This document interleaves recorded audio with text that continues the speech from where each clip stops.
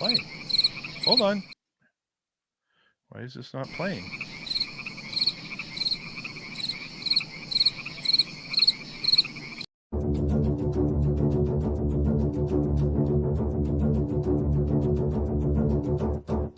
Perhaps we need some outside universal threat to make us recognize this common bound.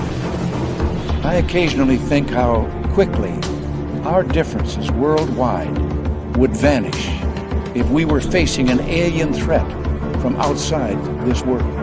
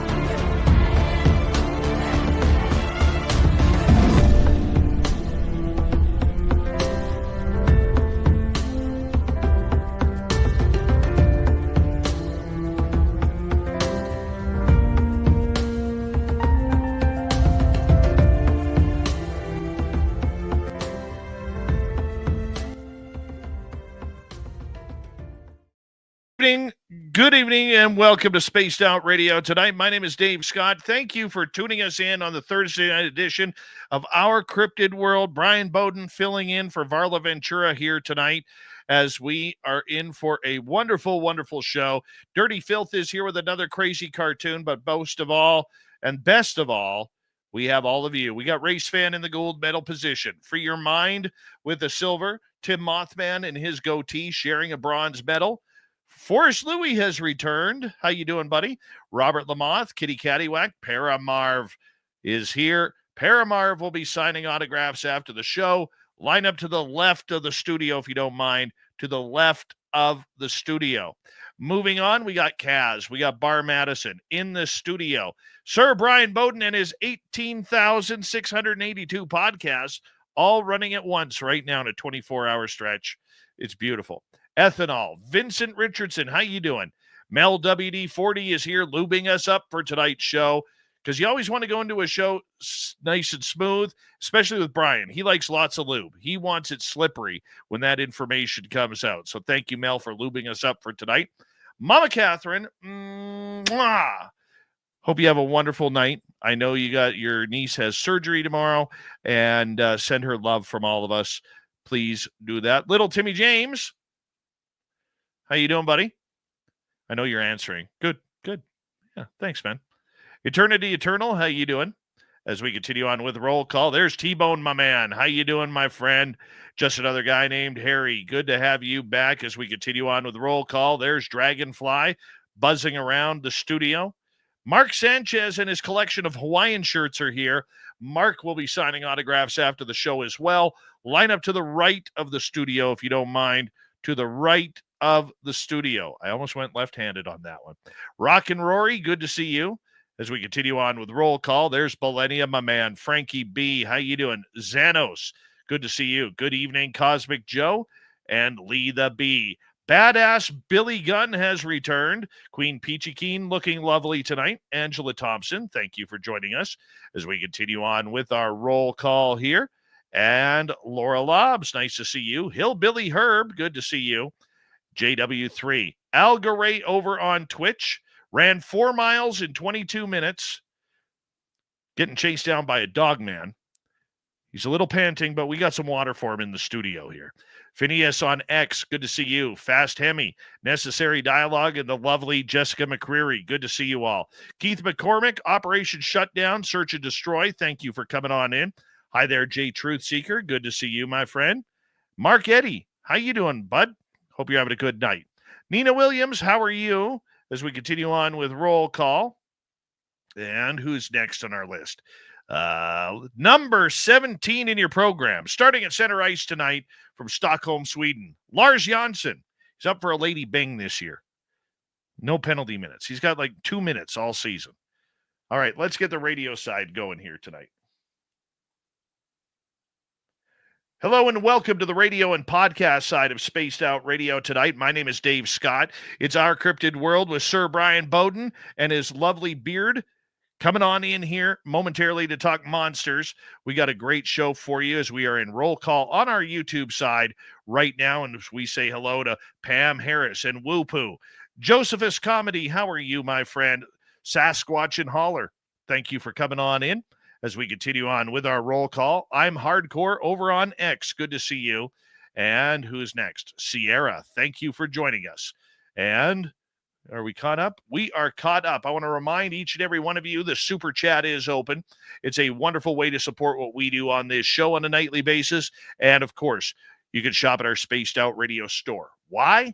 We do not have ugly swag, people. No ugly swag. So make sure you go get some and then take a picture of you in it and send it to our website, tim@spacedoutradio.com. Hi, Leacham. How you doing? Do me a favor, everybody. It's that time of the night where I ask you to politely throw those horns up. Let's rock.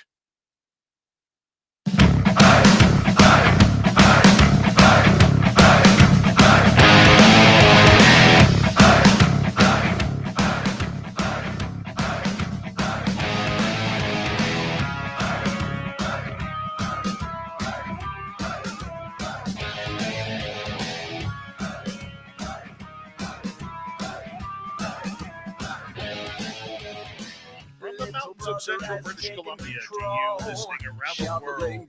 This, my friends, is Spaced Out Radio.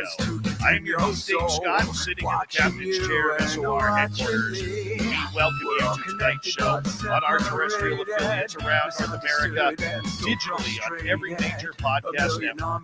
Our website, spacedoutradio.com. We have a plethora of features for you. Rock out Buffalo, read the news wire, check out our site as well. You can follow us on X at Spaced Out Radio, Instagram at Spaced Out Radio Show, and on Patreon in the Space Travelers Club. Tonight's show is brought to you by 5 charities. Help make the world 10% happier by visiting charities today. You can find them on our website.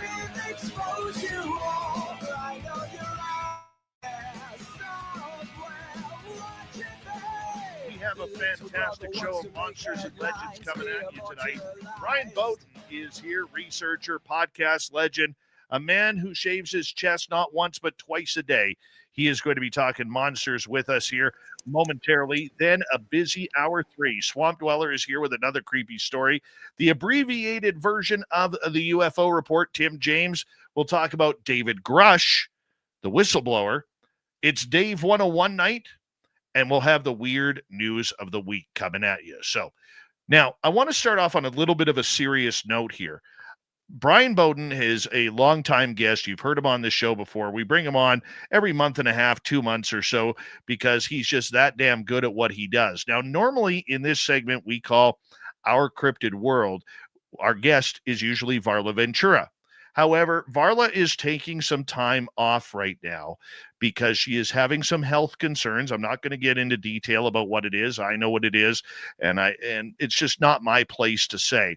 But don't worry, everything is going to be just fine, just perfect in a few months' time. And I just want to keep our audience updated because I know you love Varla out there. I love Varla. She is an amazing, amazing writer, researcher, and friend of this show.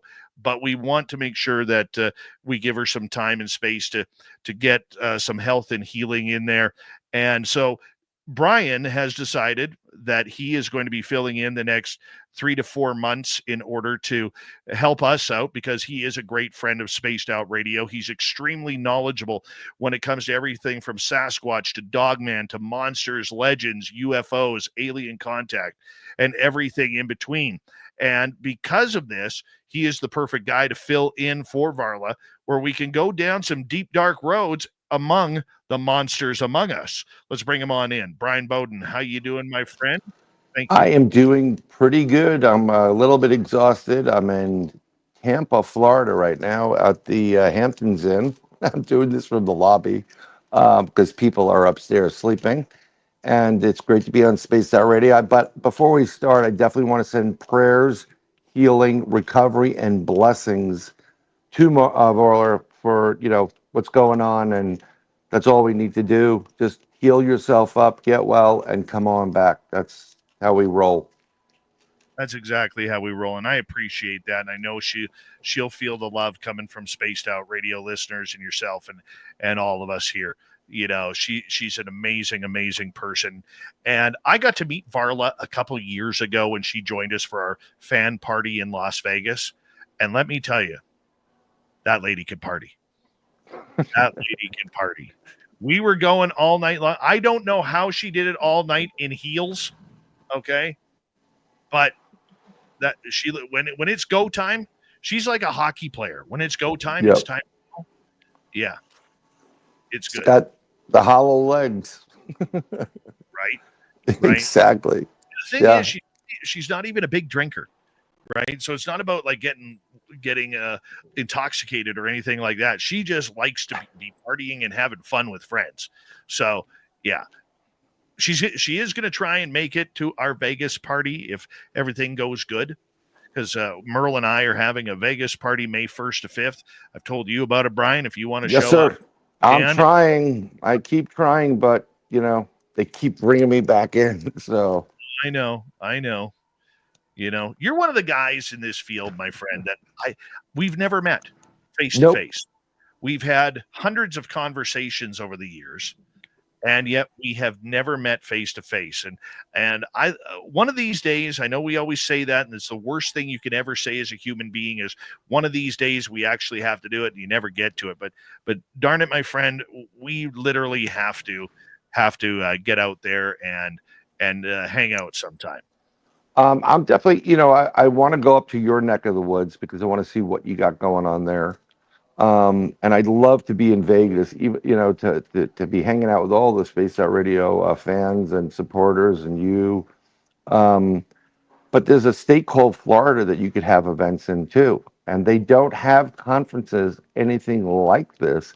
And I think it may be a good idea to come to the East Coast. Just an idea I'm going to throw it at you, and then you can experience Florida Man, one of the best cryptids out there. Because they're nuts down here. Well, you know what? When we get a radio station in Florida, we'll work on that.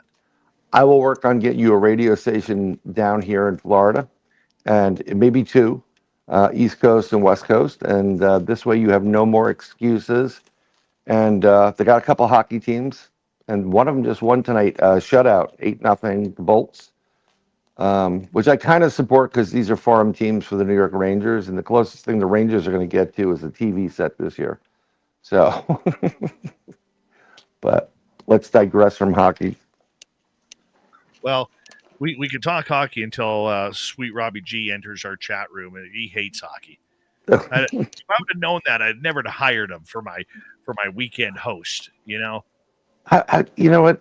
I get it. Some people just don't get the whole sport, but talk about like speed, finesse, fighting. I mean, it's got it all, Oh, yeah. I mean, the only thing better than that would be if curling had fighting. I can tell you this, right before the show, I watched a really good goalie fight. Those are great. Goalie fight. It was great. That's a rarity. Let's get some monsters here, my man, because we bring you on in to talk about it. You are a lifelong experiencer. Do you recall seeing your first monster and believing it was true? Initially, no, because I didn't believe these cryptids. I've said this 1,000 times. I didn't believe they were on the East Coast. I thought everything like Bigfoot cryptid is, Pacific Northwest. Boy, was I wrong. But I still remember. I have a photographic memory and audiographic memory. And I still remember exactly what this thing looked like at 3 a.m, peeking in my window. It was pretty big. I mean, it was massive. The window is about 3 feet by 3 feet, and its head was as big. That's a big, it looked that big. And it was kind of like leaning into the window, checking everything out. I will not forget that. I won't even forget my first Dogman experience, and I thought that thing was. jump the shark. I hate that cryptid. It's real. I've seen them. Um, I don't know if I recited told what happened, but I took somebody out. We're going a lot of times when you have a Bigfoot in an area, you'll have a dogman in the same area, and there's a natural barrier. And it's like you stay on your side, we stay on our side. Although the dogmen always broach that starting crap. And we went down a path, and someone we brought along started leading down to he went the wrong path. And he's screaming for help. And I'm like, what's going on? We get up to him. It wasn't that far ahead of us. And I see it. He's I think he soiled himself. But there's what looks like a young dogman, probably 6 foot and change. And it's the, I guess, the soldier variety. Had the long snout, big fangs, drool everywhere, and it was showing its teeth. And there are these ridges. It kind of looks like there's a Halloween mask that's animated, very much like that, but it's live in right in front of you. And I just said, you went down the wrong path. Just back it up, and it allowed us to back off the path. And that guy was like, I don't want to go any further. And he turned around. We went back to the car. I said, you don't want to see the Bigfoot? They're like, no, no, no, no, no. Because there's a Bigfoot area there too, and you usually get some good sightings of them. They don't like when you take out a camera though, and they're aware of it because most of the stuff is based off electronics. They pick it up. You start whipping out a camera, they disappear. But this was a total accident, kind of walking up on something, and you're like, oh my God. It was pretty gnarly for him, I was really impressed that it didn't do anything to come at us, because usually the I call them the young Turks, the teenager ones. They're a lot more aggressive than the older ones.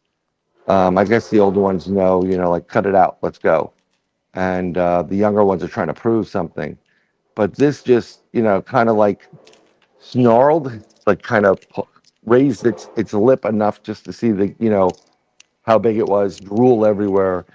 And this guy, um, he was a friend of a friend's, and from what I understand, he doesn't want to go in the woods ever again after this. For so many people, Brian, who have an experience, you always hear, I'm never going in the forest again. I'm never going hunting. I mean, there's stories that I have heard of hunters having encounters where they get, lodged in a tree. Maybe they're in their deer stand, and all of a sudden the Sasquatch are around and basically pin them up there for hours. And when they leave, they could hear themselves being followed, almost like escorted out of the forest. And they say, I'm never going back. I'm never doing that again. I have a friend that was from upstate New York near Utica, and he didn't believe in any of this stuff until he went a little bit further up, into the oh God, the Adirondacks, and he was going on a hunt, and he came across one. He was in a tree stand. They were baiting the deer, and he came across. I don't know if they're bowling here tonight, and I apologize, but this thing did pin him up. It's like he smelt like a musky, skunky, with a little tinge of rotten flesh. He's like, he didn't know what it was, and then he saw it, and it looked right at him and knew he was in the blind. And he had a 308 there. I mean, they could put a nice hole in this thing. He wouldn't move. And after that, he was like, he never went back up there. He won't go in there. And he actually doesn't go by himself anymore. So a lot of my friends used to go hunting by themselves. Less scent, if you're a hunter, because I won't go with I'll bring somebody with me. It's unnerving. Let me tell you something. When you're seeing an 8 to 10 foot giant monkey ape, it's not a joke. There's something about them And I think it's also part of the infrasound or whatever energy they're giving off. They know you're there. And usually when they do that, they get you in a tree stand and they pin you there. They're doing it because you're hunting on their grounds. They need this. You guys, everybody can go to a supermarket. Um, and this is their supermarket. And when you take their deer, they get pissed, especially if you're interrupting the hunt. And I know you've heard several stories, like, they like to hunt in pairs. One will flush out the deer and the other one will, kind of, cut it off and grab it and snap its neck, and then they're good. I've also heard of hunters going in dead to rights, firing on a nice sized buck. And when they go there, it's not there. They find a blood trail because they're going to follow it, and they just see this 9-foot Bigfoot, the back of it, muscles everywhere. And every once in a while, they'll turn around like, yeah, get the hell out of here. And they go. So it's impressive. It is impressive, but the idea that we all talk tough on the internet for many things, but you often hear people say, Brian, that, oh, if I was there, I'd have my camera rolling, I'd take my photograph. You never hear people say, I'd soil my pants and I would start running in the opposite direction. I've said it before. We had a nice encounter in 2015, and I called it a depends moment, which means you better have like those pants on, because you're puckering. I mean, you're that close, and there's nowhere to run to. We were at a lake that had nuclear discharge in the water. You're not going in there. You're not going down a goat trail. It's pitch black. It's an unnerving moment, especially when it gives you the whoop so loud it reverberates off your chest. You can feel it. You're like, holy, I don't want to curse because we're on air, but it's unnerving. And on top of that, they do use infrasound to try to. That usually works for a lot of people. It kind of gets to them on the central nervous system, like that creepy factor, and people just don't like it.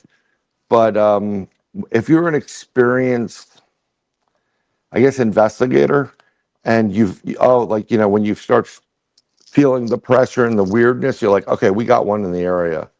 And they kind of get frustrated. Some of them get frustrated with you because you're not leaving. And others know who you are. They know these guys are all right. They're not going to bother us. They just pick it up. They pick up on your energy. But yeah, the armchair warriors are the worst. They're the first ones that would be running. Totally running. Yes, Running. And yes, sir. I want to put something by you here before we get too deep into the show. So, I've told you about my location up here that I'm going to be going on a 2 to 3 year adventure on every weekend before with winter and the snow breaks in between. Recently, I have been getting visions of Dogman being there. Oh, they're there. I can tell you they're there. I know, I know that where they are in my area, they're not seen or anything heard of those in that area. But it was weird because the vision that I kept on getting was that I'm sitting behind my vehicle in my lawn chair, which they have instructed me to do, but we have cameras all around. And the one camera picks up a Dogman in front of my vehicle while I'm on the backside, staring the opposite way. And I will tell you, I don't know if that is a premonition, or I don't know whether it's my imagination because I have a fear of these, but it has shaken me a little bit in going up there. So knowing you and knowing the fact that you're very in touch with the third eye and the sixth sense and your abilities. You do have abilities. You're more of a light worker than you would realize. I think it could be partially a premonition of the future. I pick up on certain things. I can pick up on it's the strangest stuff. The more I use my abilities, the more I pick up stuff, especially when people are talking. I can zone in and get it immediately. I don't need to get into my old meditative state. They're just as curious as you are. And they know your fear. It's just something, there's something in, I believe all these creatures between the Dogman, Bigfoot, and the other cryptids, they use your aura as a signal of what type of human being you are. And when you're nervous, your aura and the energy will change. They can visually see that better than you can. So they know when they got you on edge, and they like it. Dogman loves that. Bigfoot, on the other hand, not that your friendly giants. They're not. I mean, there's a bunch of them that get really, really aggressive. It's like anybody else in the world. But they're a little bit more forgiving with you. I think you are going to have that encounter, and they're going to give you the barrier between you and it, because they know what fear does to human beings. You could have a heart attack from this. It's not a joke. It's really it's really unnerving when you come up and you're like, oh my Lord, this is real. And then especially if you're going with someone, you're like, hey, are you seeing? I'm saying, and you can both describe the same thing. It's not like mass hallucinations. It is the real deal.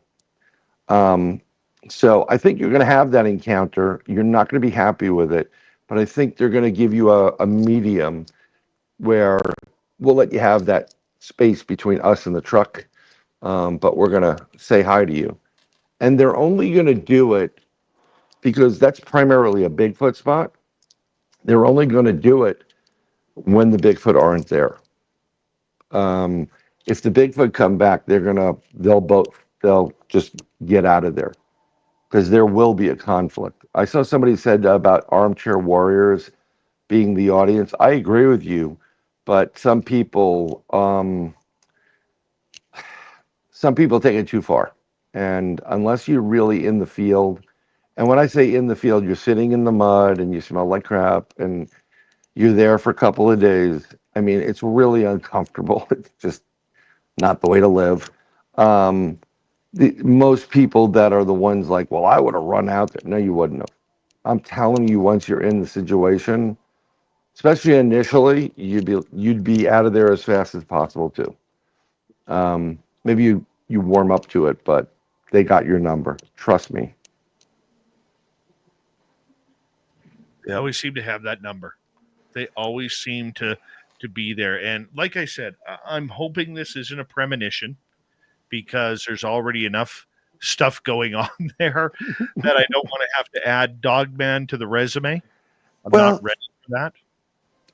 I think they're aware you're not ready for it. It's interesting how, and I think a couple other guests have talked about it, and other people have their opinion in SOR chat. I think there's a collective consciousness that goes with these cryptids, and it's not just exclusive to Bigfoot or Dogman. It's like this one, hard drive of information about everything, and they have major league access to it.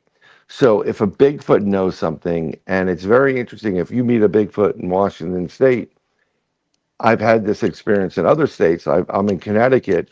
When I go to New York, I kind of get the same vibe from that, the new encounter, and it's almost like, oh no, that's Bryan. He's fine. It's a really weird feeling. Like, I think there's a familiarity to it. So if they're picking it up as a Sasquatch, a Bigfoot, and I don't like Sasquatch, I like to call them Bigfoot. I think the Dogman will be picking up on the same information.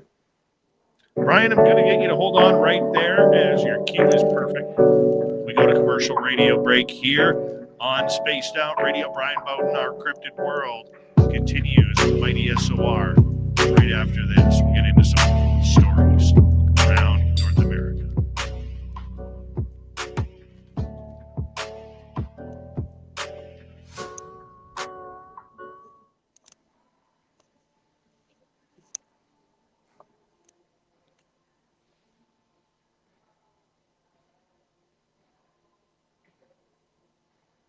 All right, we're clear. Cool. Good start. Good start. Paramarv, I want to thank you very much for putting up my information. I do appreciate it. I only have one podcast. Trying to grow the channel. And we have Wayne and Michelle, I believe, coming up next week. We had an interesting guest this week. Nate, they caught me at the right moment because it's been a pretty rough lately. Why don't you bring me on your show there, Mr. Bowden? I'd love to. Let's talk this summer because the way I did it, I booked as many shows as possible because at one point I was like, well, F it, I'm gonna, bail on it. And but I will send you an invite. I sent Dave one, but apparently when hockey season's over. And I'd love to. I mean, I'd love to actually talk to you about your book. I wish I had the book with me to show everybody. It's a great book. You guys got to get his book. Get Phil's book. Yes. And we need Dave to write a book, I think. Yeah, Dave, you know a guy that can draw cartoons for you if you need illustrations for the book. There you go. He's like great. See the there. crossover? And you know a guy named Ron, the crypto guru Murphy, that could write the forward for you. I know that. I am writing my book. It's so down the line of things I need to accomplish right now. I thought I was about 3/4 done. I would say I'm probably halfway done. So throughout all these years, I've been writing my notes down and I've been writing little tidbits for a book for Bigfoot, for Dogman and whatever. And I'm just about finished with the Murphy book. I'm just going to publish it. It's just crazy. It's my fault. But I think what I'm going to do is I think I'm going to combine it into notes and theories on some of these cryptids, which will get me in a lot of trouble. And that's the best way to do it. But I think your book should be How to Make Friends and Influence Bigfoot. I think that's a good title. I'm actually, before I get started on anything like that, I'm actually writing my autobiography. I would love to read that. Yeah. Hi, gorgeous Amber Dawn Glover. How are you? I can't wait to read about the Chippendales, years for you. Yeah. All right, we got Boom Boom coming on stage right now. Let me see here. Just going to dig up some photos. I have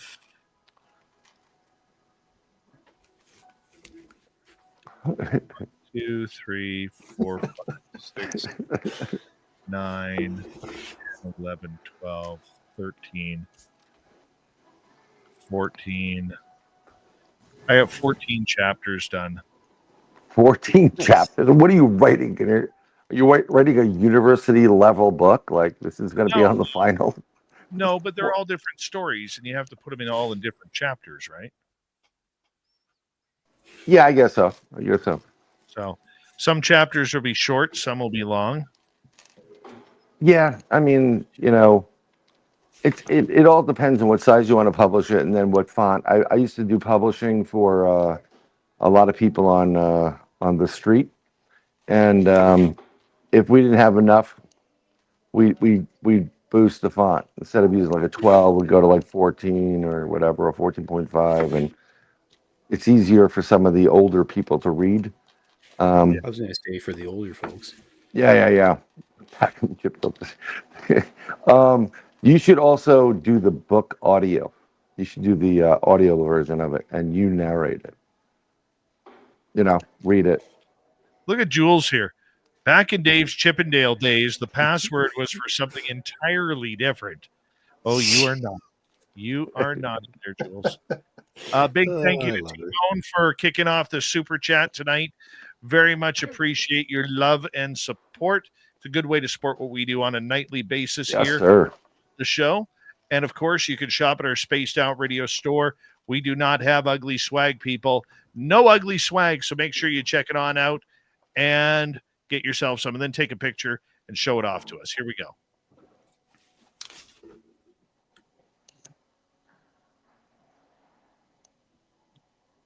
Oh, we got 20 seconds. Oh, tell I me the missed- safe word is pineapple. Yeah.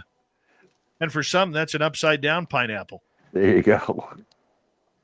Pineapples grow on the ground, by the way. Ah, Here we go, guys.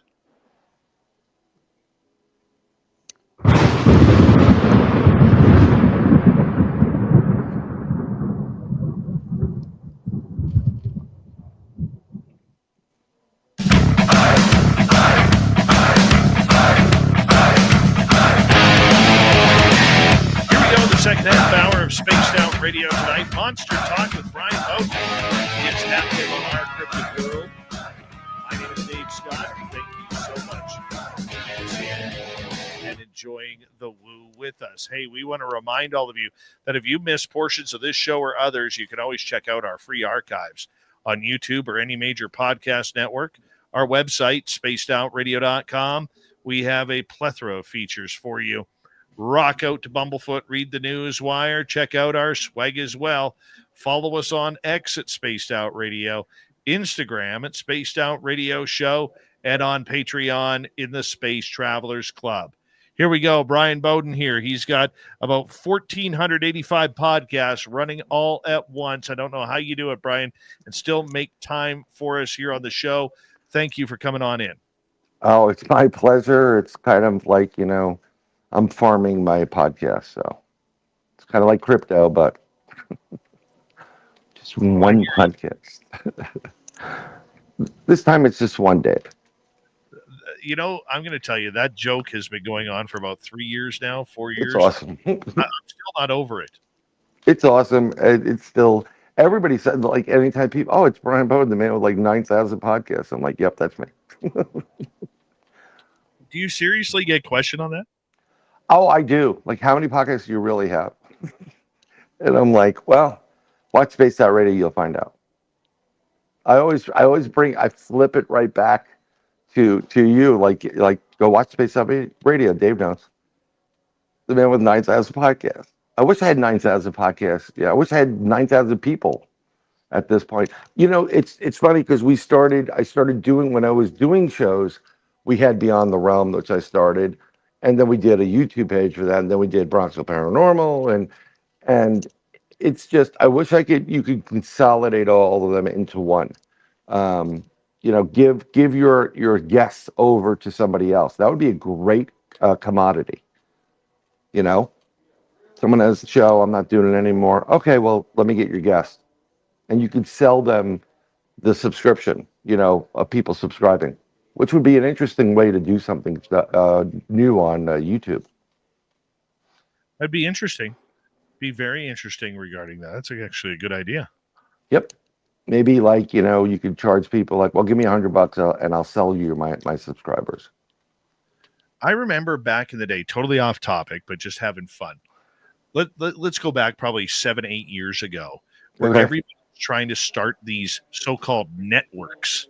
They know nothing about radio. They know nothing about everything. And I had one person tell me, yeah, I just joined this network. I'm paying like $75 a month for them to broadcast. I got 1 million listeners, million listeners last month.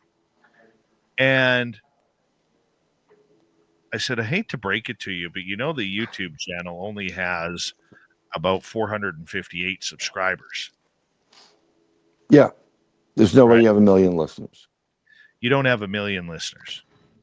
There used to be, which is very interesting, when we did Beyond the Realm on a network out of the UK, which should burn in where, the flagship show, we beat. They didn't give us any credit, and we kicked their rears big time. So Baby Huey that was running it got pissed off, and he would mess around with our show. So we would do a recording, send it to him, and then he'd play the recording on the network. Well, and he would slow it down or speed it up. So one night he did it on the wrong Thursday. We were like every other Thursday. And my buddy is like they're messing with us. What are they doing? This is wrong. At the time, there was an aggregate that took like followed the main podcast and told you who was number 1, 2, 3, top 10, and they gave you the number of listeners. It's the beginning of trying to get like a Nielsen ratings for it. That night we beat WCBS radio, WNBC radio, and one other big one in the New York metro area. We were like, I think we're number 2 or 3. The only one out there that was better was like Midnight in the Desert or something like that. And I was like, holy, this is awesome.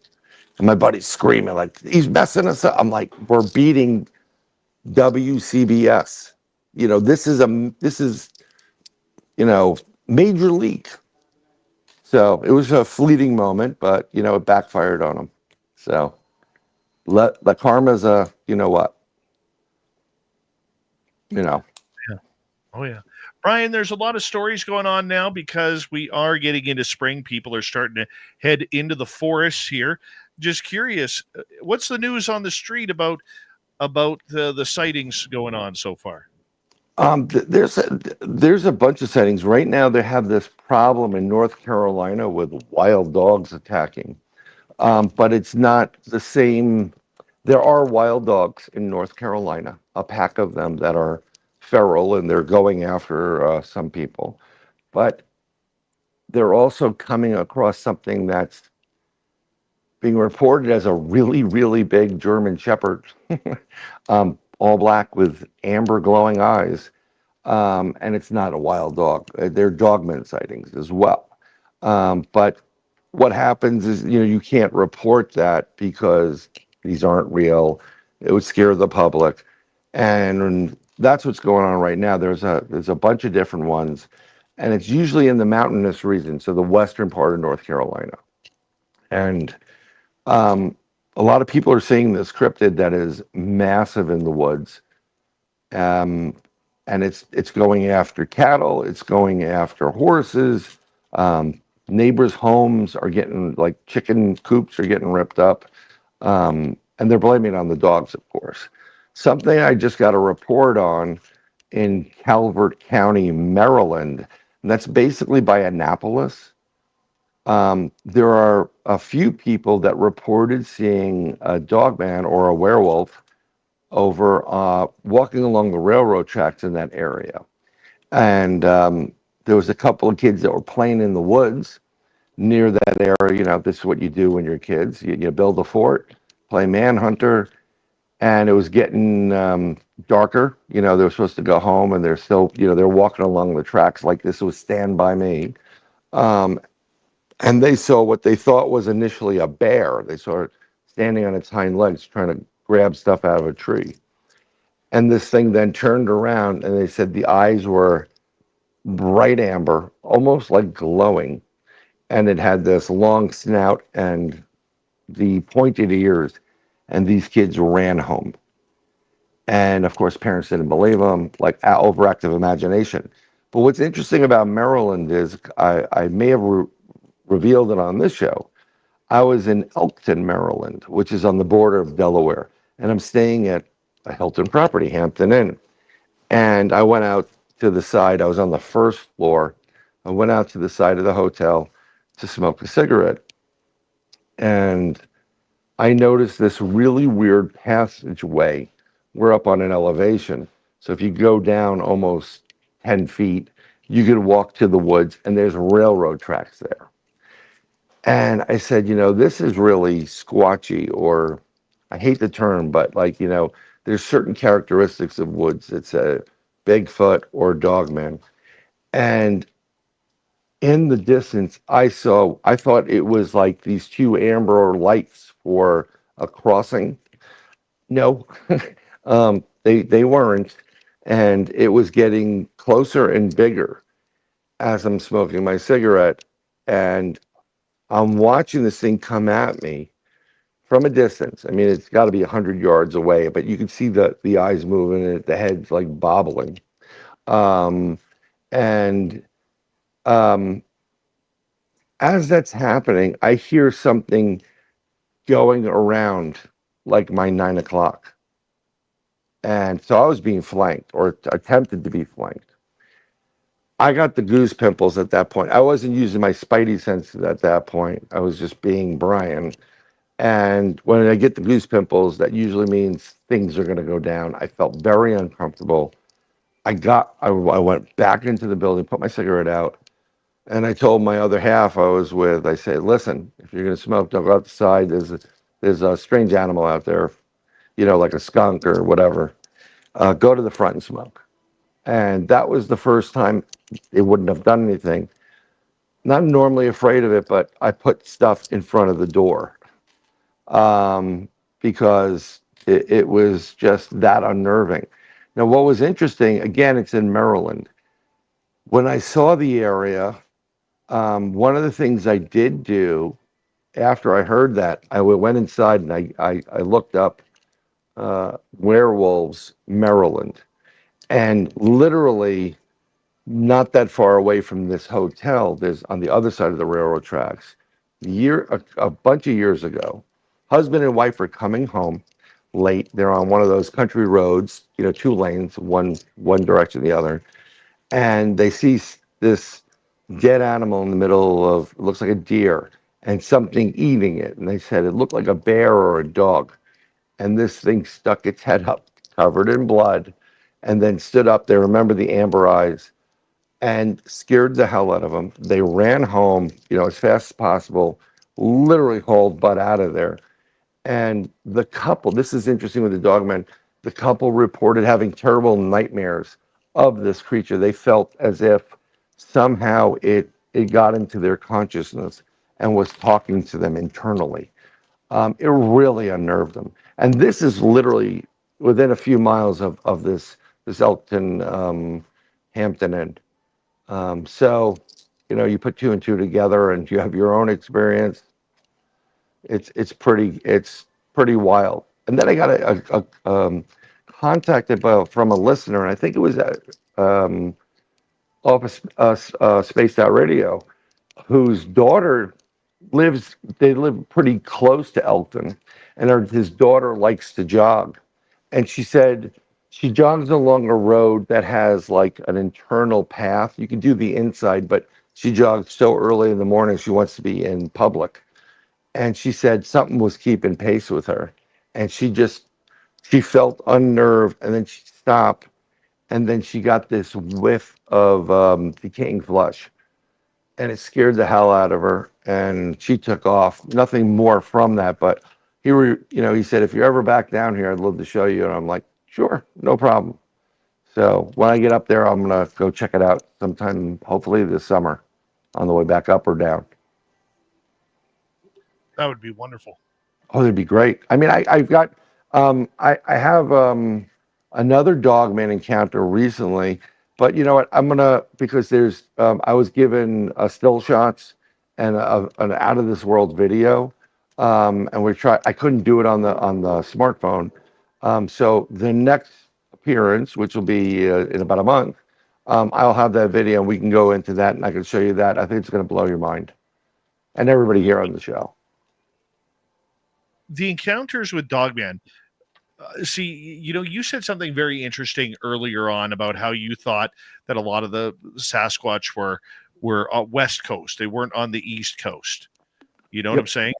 I think that exact same way with Dogman, even though I'm finding that they seem to be moving more and more west. Well, I think they're in a lot of areas. If you have Bigfoot, I believe you have Dogman. There's something about it's like equal opportunity. But Butch Witowski, who we all know Butch, we love him. He's watching down. He knows the real answers to everything at this point.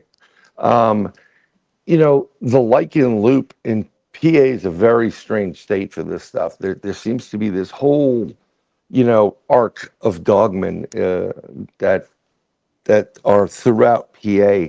I think it may be the fact that there's a lot of caves within the state or, underground, and it's just an easier access. But I am noticing there's a lot in Texas. You got, there's a report of a dogman we just got in northern Wisconsin. A young man and his mother are coming back. They're going to camp. They're about 500 yards off the main road on a dirt, rocky road, and it's misty, and the mother's driving very, very slowly. And as the kid's heads out the window to see, because you can't see through the glass, and as he's leaning out the window, he sees this weird bear, and again the back of it. And as they get closer, the mother's like, right up at the glass. This thing, it was 10 feet tall, and it had the amber eyes, and it, I mean, he said he was probably no more than 20 feet from it. And they had the mist coming in, and it gave him a growl. He said for the size of that creature, the growl was very wimpy, like a roof. If you have a dog, sometimes they'll just grunt a little bit. They went back to their area, their campsite. They were supposed to stay there for a couple of days, but after that night, the mother went to sleep. She was unnerved by it. She was asked, like, "What'd you see? What'd you see?" He stood up the whole night with a double barrel shotgun because he feared that this thing was going to come into camp. And they went out the next, as soon as morning came up, they were like, "We're out. Let's go." It's unnerving. I'm telling you, that cryptid is crazy unnerving. But that was northern Wisconsin. But then you start getting like this California sightings, there's Arizona sightings. I mean, it's crazy. They just seem to be, I don't know, maybe they're filling in the void where Bigfoot's not.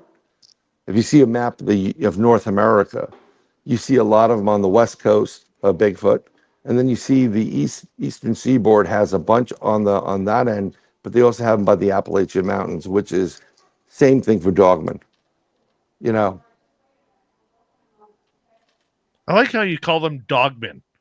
It's like it's like reminding me that maybe their name is like Bob Dogman or Gilbert Dogman. I like that. I mean, it sounds, I've mentioned dogmen, and people think it's cute. They think, "Oh, is it like the comic book?" And I'm like, no, it's not a comic book. It's think Van Helsing, think werewolves. And they're like, "What? Then why aren't you calling a werewolf?" Well, a werewolf, a traditional werewolf, like you see in the movies, a lichen, it transforms. It transforms. It can transform from a human into this creature. Very reminiscent of something you'd see in Native American legend with some other animals that would transform in that. This is what it is. It's a dog man. It's like a Bigfoot. I think we call him. We didn't call him Big Man. Back in the day, they call it Wild Man, and then this is a dog man because the wild man is all the hairy, looks like a human. This looks like a giant, canine. Some say Anubis.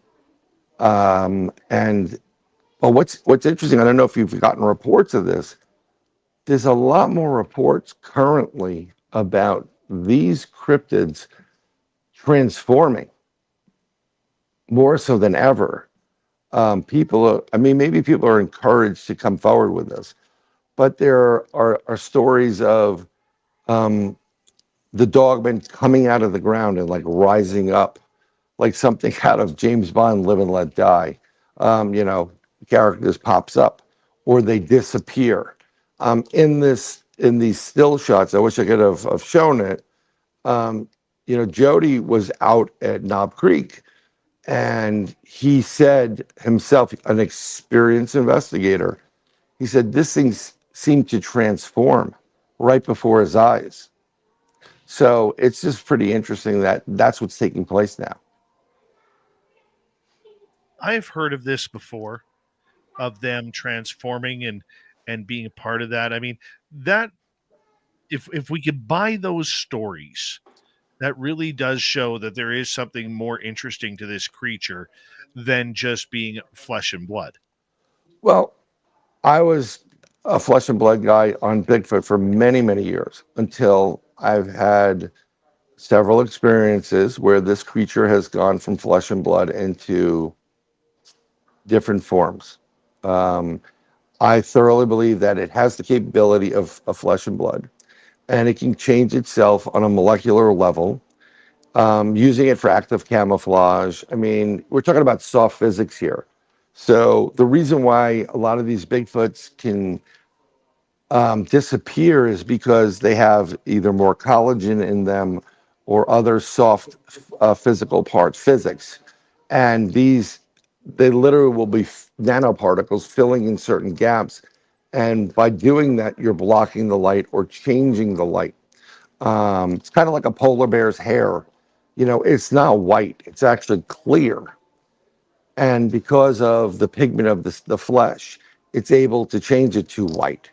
It looks more white because the reflection and refraction of light and the spectrum, they have ability to do it. If you ever looked at a hummingbird, when it's fluttering, can change to several different colors. It has an innate ability to do that, but it's on a quantum level.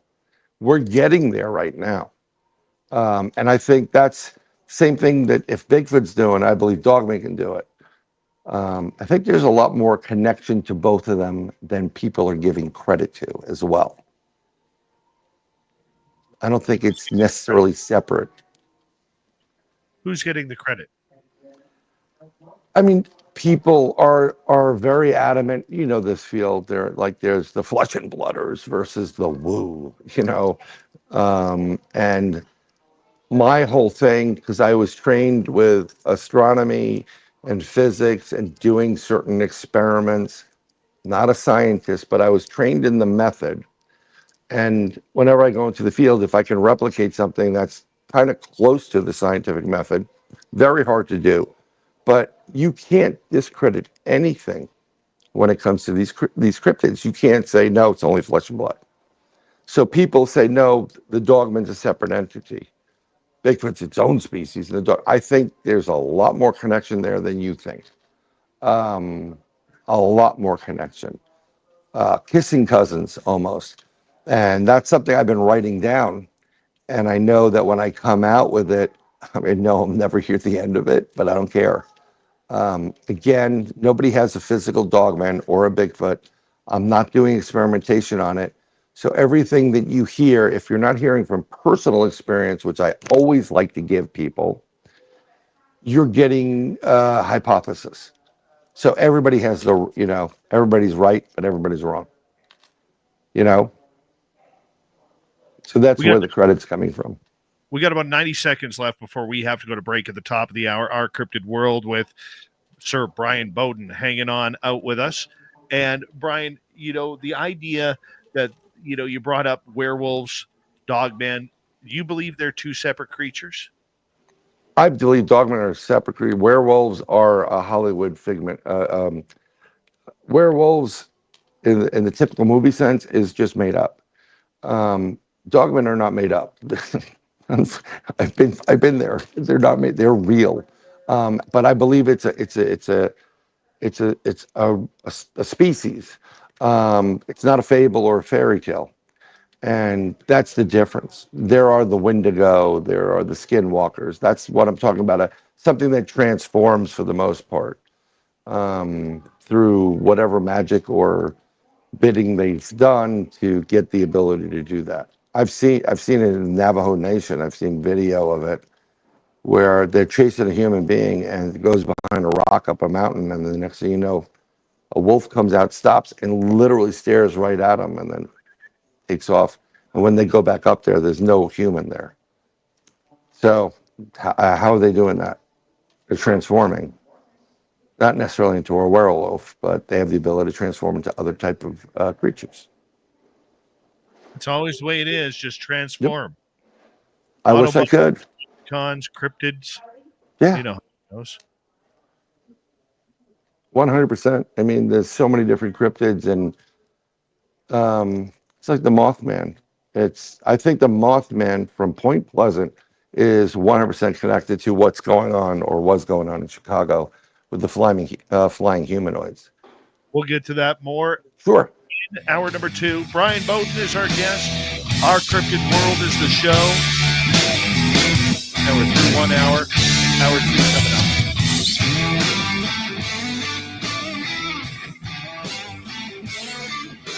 This is Spaced Out Radio with host Dave Scott.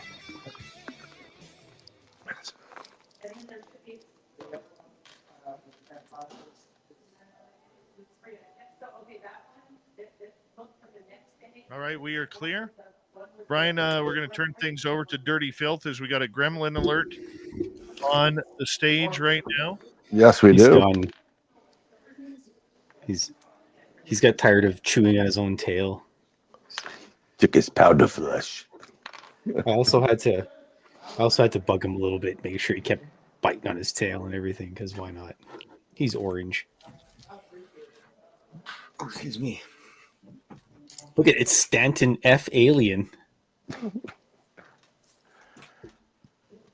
It's got Stanton Freeman in science and a master's in science. There you go. It's got to be Roswell. That's all he ever said.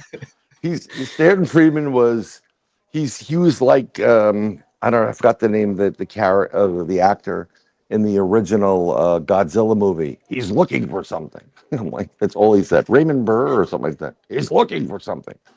How much did we pay this guy to say he's looking for something? Well, we've probably paid a lot of people. Like, I've got a short comic I'm working on, and it's about Man in Black, and he has to find a soul for the Bureau. I couldn't call it the CIA, right? Because I don't have any lawyers, so I just called it the Bureau.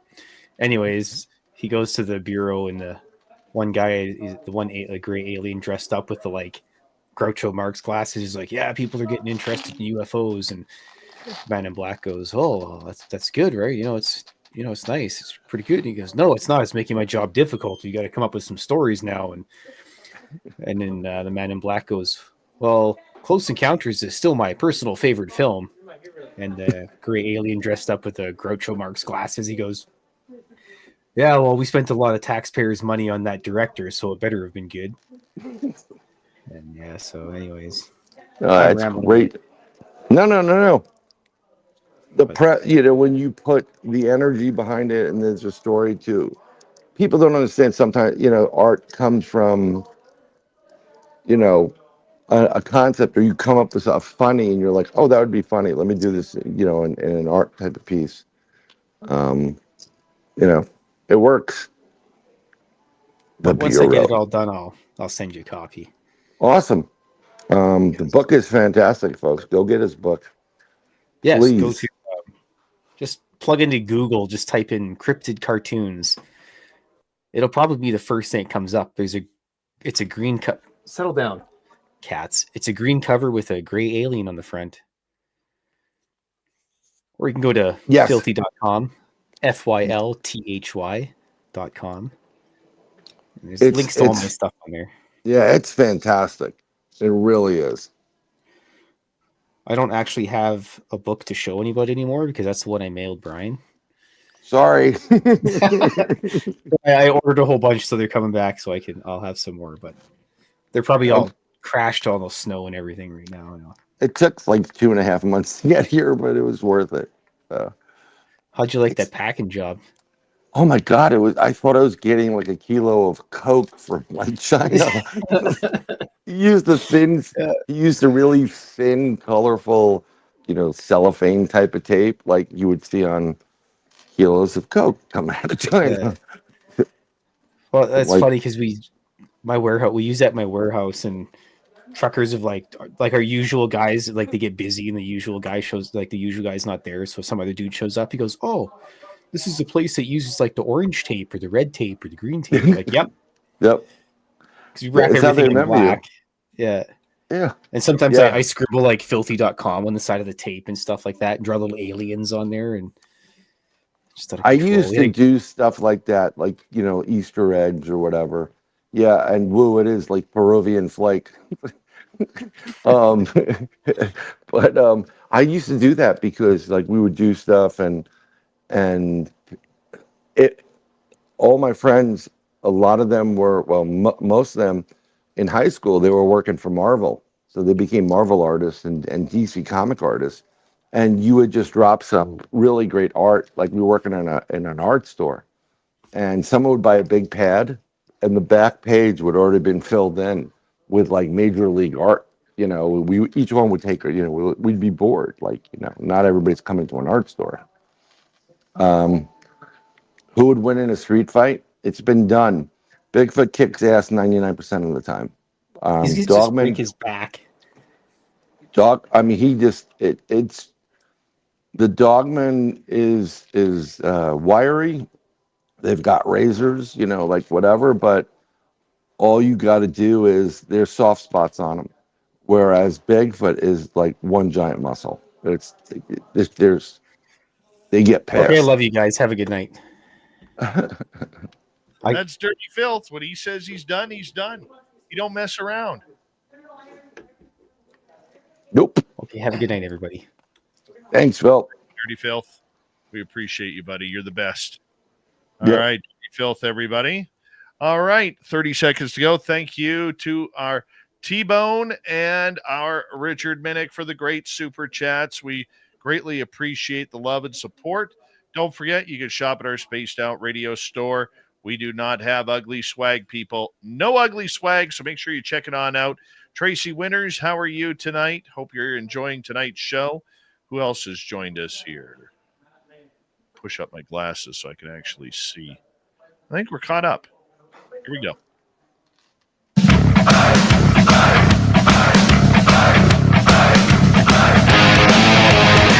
Here we go with hour number 2 of Spaced Out Radio tonight. My name is Dave Scott. I'm Dr. Cryptid, Brian and host of our Cryptid World. Thank you for joining us. We really appreciate your listening ears wherever you are on this beautiful planet we call Earth. Hello to everyone listening in on our terrestrial affiliates around North America, digitally on every major podcast network. Our website, spacedoutradio.com, we have a plethora of features for you.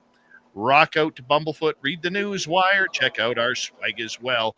Follow us on X at Spaced Out Radio, Instagram at Spaced Out Radio Show, and on Patreon in the Space Travelers Club. The Desert Clam has set the password for tonight in the SOR Space Travelers Club. Persispus. Persispus is your password. Use it wisely, Space Travelers, as the Clam sets the password each and every night right here on Spaced Out Radio. Let's go to Brian Bowden, our Cryptid World, filling in for Marla Ventura. And Brian, we thank you for being here, and you'll be here for the next couple of months in this segment, so we really do appreciate it. Oh, it's my pleasure. One of them I'll probably be broadcasting from a benefit conference in Gettysburg, PA. It's called the Battlefield Bash, and it raises money for Gold Star and Blue Star families and other people that need help, like wheelchairs and whatever. So I don't know. Maybe I'll pull some other people into the show and drag them on. Oh, that'd be wonderful if you did that. Yeah. That'd be really cool. That would be great. Let's talk footprints here. Okay. For a second. A lot of times we don't see tracks, multiple tracks. Find one footprint, maybe 30, 40, 50, 60 feet away, 200 feet away. You find a second footprint. Same size, same shape. What the hell is happening in between? Well, that gets back to what I was saying before. If you have the ability on a molecular level or quantum level to change your molecular structure, then you're changing your weight, your physical weight. And it's like going, following tracks in the snow into the middle of a lake, and then they disappear. And it's not like they're covered up. They just disappear. Because, when you can change your physical weight, you don't necessarily have to come into this timeline or this area. You can be in a different dimension and coexist in this dimension. And you don't even necessarily have to be touching or physical in this dimension. So maybe I would say that sometimes they're bouncing in and out of the physical, kind of like dimming in and out, or glitching. And that's why you'll get a track, and then maybe 50 feet down, you'll get another track. They may also do this knowing that they don't want to leave tracks, because, that could take somebody directly to their location, or maybe there where their young are, That's how I looked at it. And the only way to explain that, in my personal opinion, is that these things have to be able to go from the physical into interdimensional, into a molecular structure. Have you ever noticed that it's an old scientific, when you talk science in elementary school and middle school and high school and whatever, when you convert energy from one to another, there comes an event horizon where it uses so much energy that there's a spark or a pop. It's kind of like you're breaking the sound barrier. Gets to a certain point and then boom. The discharge are all the little orbs and lights that people see. So it's going from physical, changing, grabbing energy. And you're going to hear about this. You're going to hear about the energy that Tesla was talking about, free energy coming from the earth. They pulled that energy out from the earth around us, from the airwaves to the oxygen to the hydrogen. It's all over the place. They use that energy in the conversion process. And there's a lot of times where you'll see a spark, like it looks like a fireworks or something, when it happens. I actually saw a series of cameras, game camera, and it was a dog man, and you can tell there was a little bit more. It wasn't totally focused. It was very quick. Then there was another shot of it fuzzy, and then there was a bright burst of white, like overexposure, and then you saw this little light, and then it disappeared. That's the conversion process. So if you're converting and you're changing the weight of your physicalness, you're not going to leave the track.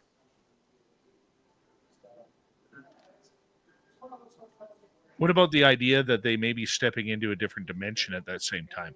Well, that's the point. Like I believe that they can. I believe they can go interdimensional, and everything I said about Bigfoot over the years, I attribute to these other cryptids. I believe again, we'll get back to the Mothman and the flying humanoids. These are interdimensional beings that come here because we've created cracks between our dimension and another dimension and another dimension. So since you have a fracture, when you have a whole piece, it's perfect. But once you fracture it, even if it goes back together, you're still going to have holes in it. And they see the little cracks and they go through the holes and they come out. Now, where has this happened? The TNT factory, right? That's where it was in Point Pleasant. It's seen there all the time. What do you think they do with the TNT that's there? They got to test it. And by releasing that kind of energy, they're creating a fracture. They aren't aware of it, but they are. Another place that you see fractures are wherever the colliders are. So you get the CERN one, but before it was Fermilab up in Illinois. And now almost every major university has a mini version of a collider going on their campus. But if you follow the trail of when all these colliders have started to come online, even on the smaller scale, you're not only seeing reports of the Mothman type of creatures, you're seeing black-eyed kids, you're seeing shadow people. I believe it's creating a crack into that realm that allows these things to come in. Yes, T-Bone put in nuclear tests. That happens all the time. You know, as soon as you play around with energy and you get a shockwave, a multiple shockwaves, you don't truly know what you're fracturing.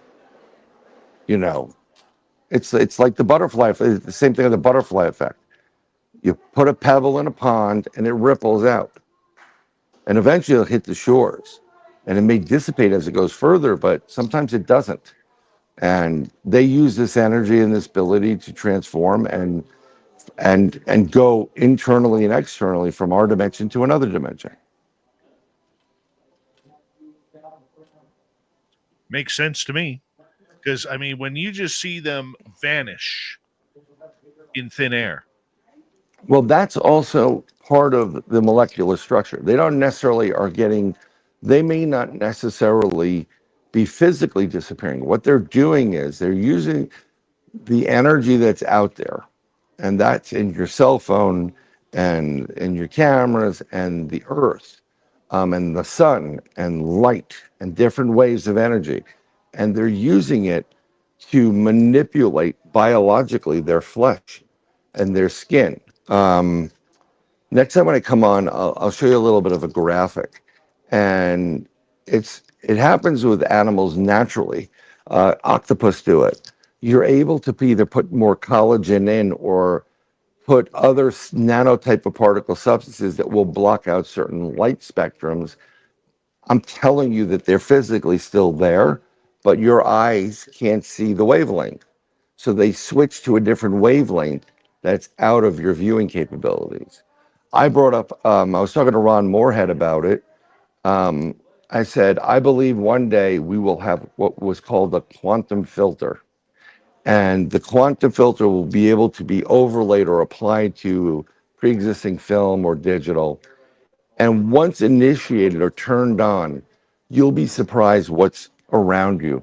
Like you'll be at a barbecue at a birthday party, you're like, oh my God, my grandmother was there. It will key into the certain elements that will take the particles of these spirits that are in a different realm and allow you to see them. It's kind of like tuning in a radio. People don't tune in radios anymore. They just stream it. But back in the day, you would have a tuner. And if you're lucky, you didn't have just the big tuner. You had a fine tuner that would really hit those individual little lines. And you can tune in different radio stations. Same thing with Bigfoot. Same thing with all these cryptids. You'll be surprised. You know Jay Bachoshin, right? Yes. Finding Jay. Love Jay. There's a scene in his first movie, Finding Jay. They get a rock thrown at him, and they can smell it. And I'm looking at it, and like there's something over there, but they can't see it. But what he didn't pay attention to, and I told him about it. I said, "It was standing right in front of you, Jay." He goes, "Where?" I told him the scene where they threw the rock. You see the branch, and then they turn around to the scene, and the branch eventually goes like this, and it dips a bit. It dips because they're on the branch.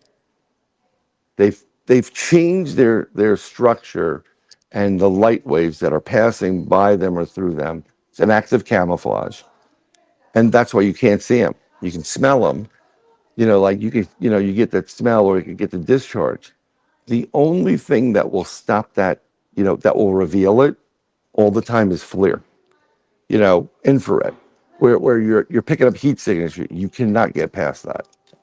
Very, very Predator movie. When Arnold goes in the mud, he does that because that will get rid of the heat signature. But if he had at that time not only a camera, but he had something that would give you the heat signature, you would see the outline of this, primate or half man, half ape species of creature. It's going to be right in front of your face. I can see that. No pun intended. Yeah. I can see where you're going. Where you're going with that. That Right. actually makes a little bit of sense here. Before we get some audience questions here, Right. because I know you're starting to build up. One more second. There's another image where someone's taking a picture. They're at a campsite, and they look, and you look in the image, and you don't see this Bigfoot there. But if you look in the mirrored lenses of the glasses, there's a Bigfoot standing there. It's the same principle. There's certain elements that will capture these things that we don't normally have all the time. So let's say I'm a rookie. Okay. Never been out in the forest, but I want to be in an area where there is Sasquatch.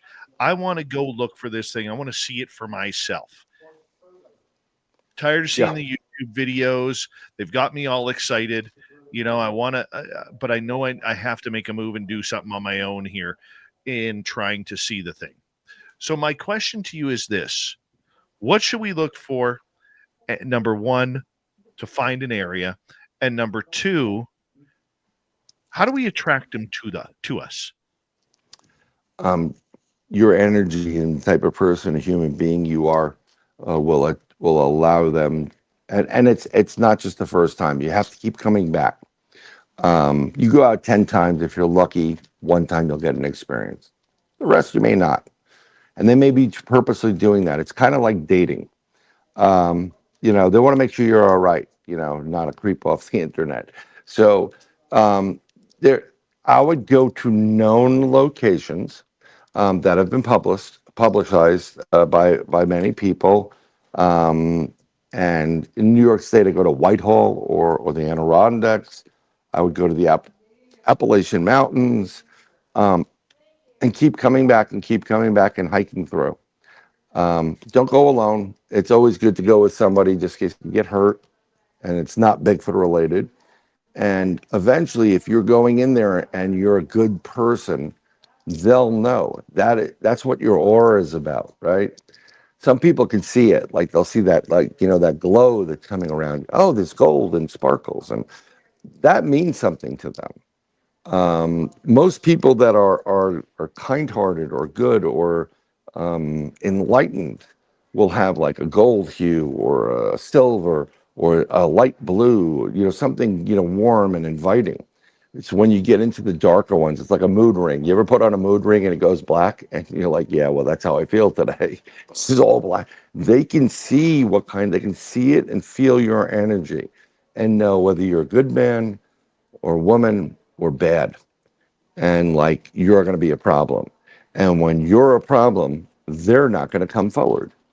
When we doing the Three Beards podcast, they had me on as a guest a couple times, and they said, "Come on as co-host." Craig, who I love, he's a great guy. He's like, "I don't believe it. I've been in the woods for several days. I didn't find a Bigfoot. What kind of rifle you carrying? You know, 308. Like, you think I'm going to show up in front of you with 308?" You got to think of the mentality. And so that's the best idea. Go to places where people have had encounters before, usually national parks or national forests. Hang out there for a bit. Keep coming back. Don't play the food game. Don't feed them. Don't bait them. Because when they don't get it, they get pissed. Okay? And they get really, really pissed. And over time, if you keep coming back and going the hike and they feel you're good, they will allow you to have some kind of interaction with them. Now, if you're in the woods and you get pebbles thrown at you, pebbles can be two meanings. Pebbles are like, you know, like, hey, I'm here. They'll let you know that they're in the area. But if they start really hitting you with them, they mean you get the hell out. You know, you can, I mean, someone mentioned caves. You can go into caves, but if you're not an experienced caver, you can get yourself in a lot of trouble real quick. And you don't know what else is in that cave. So, you know, that's what I would recommend. Um, if there was a proven spot to go find them, everybody would be doing it. And it depends on where you are. I mean, I would stay away from the Ohio grassman. It's very aggressive. I would stay away from the Florida skunk ape. Very aggressive. Um, the howler down south on the Appalachian Trail, not something you really want to come up with, you know, against. But there are reports at campsites that these things come by. There are reports that people that remember going camping with their families as a little kid or a little girl or a little boy playing with the hairy kid. That's a Bigfoot. They're not playing with a kid that, you know, is coming out of the circus. They're playing with a juvenile or a young Bigfoot. And they, you know, they want to play too. You know, they're very curious of humans. But again, these are things that could, you know, destroy you, like obliterate you if it wants to. You know, so be careful what you wish for when you go in there. It's not like Harry and the Hendersons. It's, you know, gets crazy. No, I know that. I understand that. We try and put that warning out. Right. I think a lot of people, you know, they look at researchers on YouTube where they're running down all these deer trails. They're going, you know, to the tops of mountains, taking their vehicles into onto roads that are half washed out. You know, real dangerous spots. You don't need to do that. No, you don't.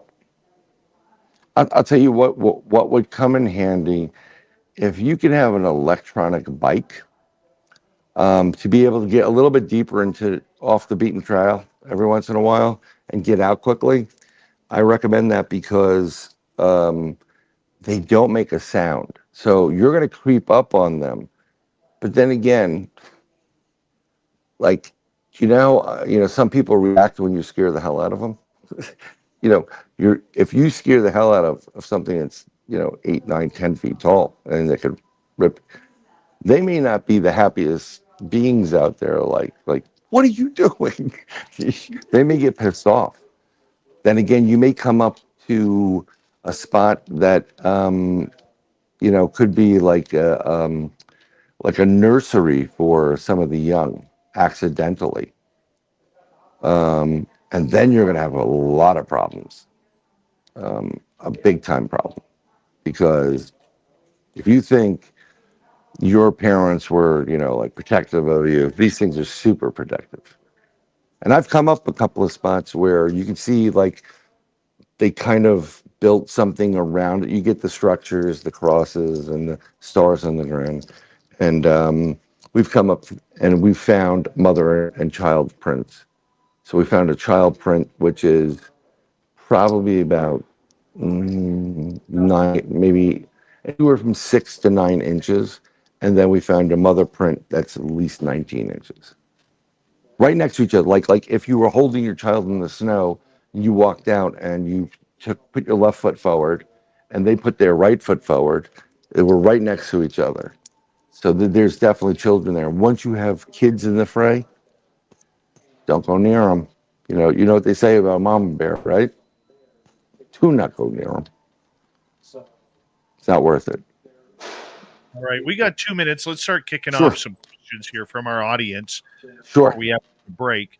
Jeremy is asking, are there any Dogman or Bigfoot sightings in Maine? Oh yeah, I had one. I have family in Maine, so I used to stay at this place called the Maine Idol. It's up just outside of Brunswick. I think it was Brunswick, Maine, and they give you little cabins, cabinettes, with little stoves and stuff.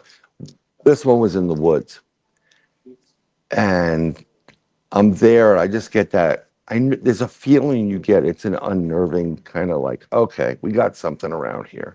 So I took my dog out. He did not want to go out.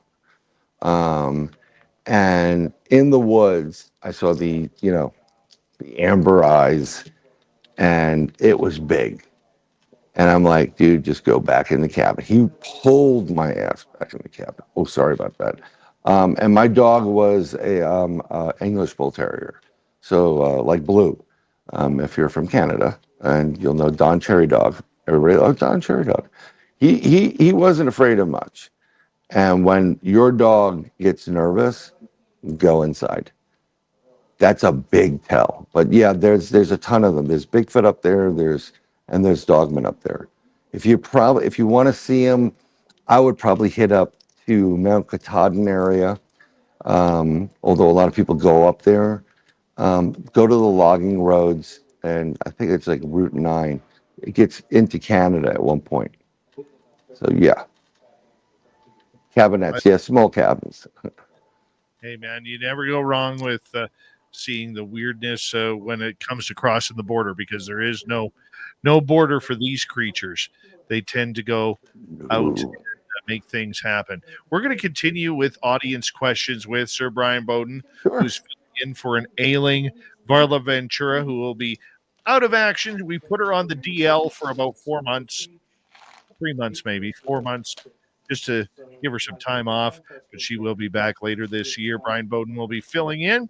This is Spaced Out Radio, and we'll continue with audience questions next.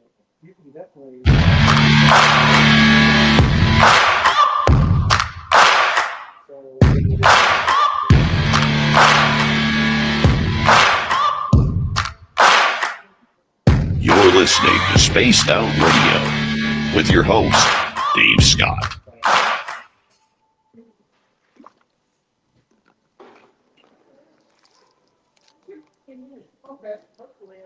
All right, we're clear. Oh, it's like Grand Central Station in this lobby. It's 1:30 in the morning. It's like people go home. Um, yeah, Maine's a weird state. Maine's a very weird state. Strange, Total you know. history. Yeah, it's bizarre. Um, it's very rural. You know, New Jersey is pretty rural too. In the northern area, they have a bunch of them. I've been up there a couple of times. It straddles that New York border, and there are a lot of sightings in that part of the country over there. I've investigated Maine, New Hampshire, Vermont, Massachusetts, all of New England. Uh, I haven't been in North Carolina fully to investigate to North Carolina, South Carolina, Georgia, but I've seen something really big go off the road in North Carolina near Fort Bragg. It had like bright red eyes. It was big, and it just scurried off Route 95 and went in. It was weird, and I try to check out my dash camera for it, but unfortunately, those dash cameras every so many minutes I think they recycle until they don't have any more space, and I couldn't find it. It's insane. Yeah, I mean, I'm going on an investigation on April 18th. I'm going back out to the West Coast. Well, I'm on the West Coast right now, but of Florida, and it's guy who owns private lands up against the forest. It's getting like a screech, not like a Bigfoot thing, and a big smacking on the campers. And the guy, it's big footprints. We got footprints there, so it's going to be an interesting weekend, Friday, Saturday, Sunday. So I'll report back on that one too. Please do. Oh, 100%. Last time I was there, I had a 29-inch print. 29 and 28, so, roughly on average about 28 inches. Left, right, huge stride, over 7 foot, 7 foot, gait, massive. It's a big, big person or being. I'm 6'1". I wear a size 12. This is double that and plus. So this thing has got to be 12 foot. Oh wow. Yeah, 12 feet. That's a lot of. And it's I think you had Ron Moorhead on. I don't know. Yeah, we got to get Ron back on. Ron's great. He has a movie coming out on the Sierra Sounds. Edward Mond, great guy, friend of mine. He's filmed it. He's putting it together for Ron. Ron is an amazing human being, Yes, he is. and I've talked to him a couple of times. He's in the field. He's really, really wonderful. He does things that he shouldn't have to, but he does it. It's time for us to bring him back on. Yep, you better get him because some of these guests are getting old, and you don't want to wait too long, You watch Shoresy, right? Who? You haven't seen the Canadian TV show Shoresy? Yeah, is that the hockey thing? Yeah. Yeah. I watched. Yeah, I watched a bit of it. It's classic. It is so good. I think I sent you a couple of them Yes, on the book. And Yeah. you said, "Hi, David. David, I love you, David." Oh yeah, thank you for that. Well, I got to thank you for that. Although when I get them, I'm like, I'm in a bad mood, and then I picked it up, and I'm like, I got you. This is great. It does. It's fun. So. That guy cracks me up.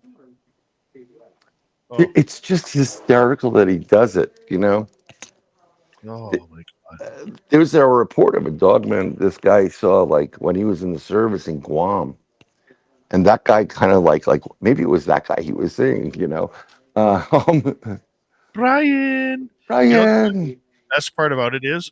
He can't say Robert. He goes, Rupert. Rupert.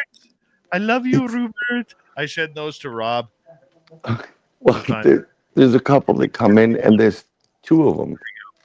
Thank you to T-Bone and Richard for the super chats. Audience questions coming up next, guys. We got a bunch. So here we go. Hey,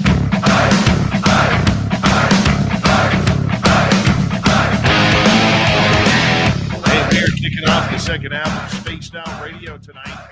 Good to have you with us. My name is Dave Scott. We always appreciate you tuning us in wherever you are on this beautiful planet we call Earth. Reminder to all of you that if you missed portions of this show or others, you can check out our free archives on YouTube or any major podcast network. Our website, spacedoutradio.com. We have a plethora of features for you. Rock out to Bumblefoot, read the news wire, check out our swag as well. Follow us on X at Spaced Out Radio, Instagram at Spaced Out Radio Show, and on Patreon in the Space Travelers Club. Here we go. Brian Bowden is here. We're hanging on out, chatting with the big guy about everything cryptid and strange, filling in for Varla Ventura on our cryptid world. Brian, thank you so much for being here. Oh, it's my pleasure, my friend. You know me. I get those calls like, "What are you doing tonight?" Like, yeah, I'm there. If I can do it, I'm there. You know that I'll always be there. Well, we appreciate that. We really do. Let's continue with some audience questions. Let's go to Derek here, who is asking, Sir Brian Bowden with the 8,348 podcasts. Where do you think Bigfoot bury their unalived?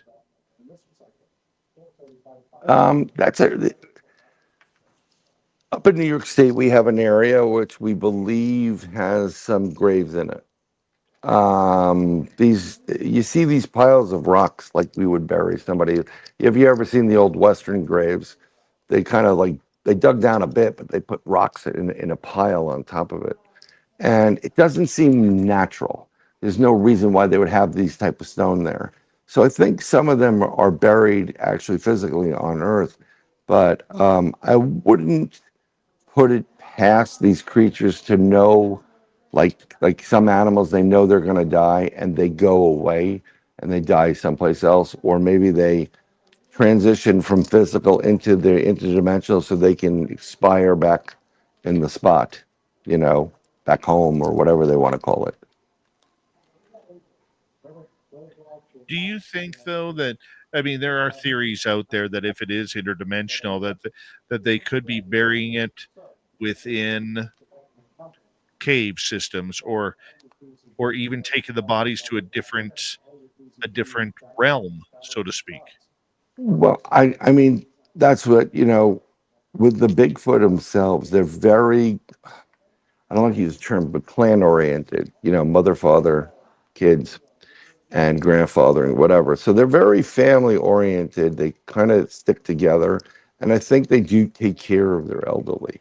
They may actually carry the body to another area, or maybe they have to go with whoever the strongest or healthiest is.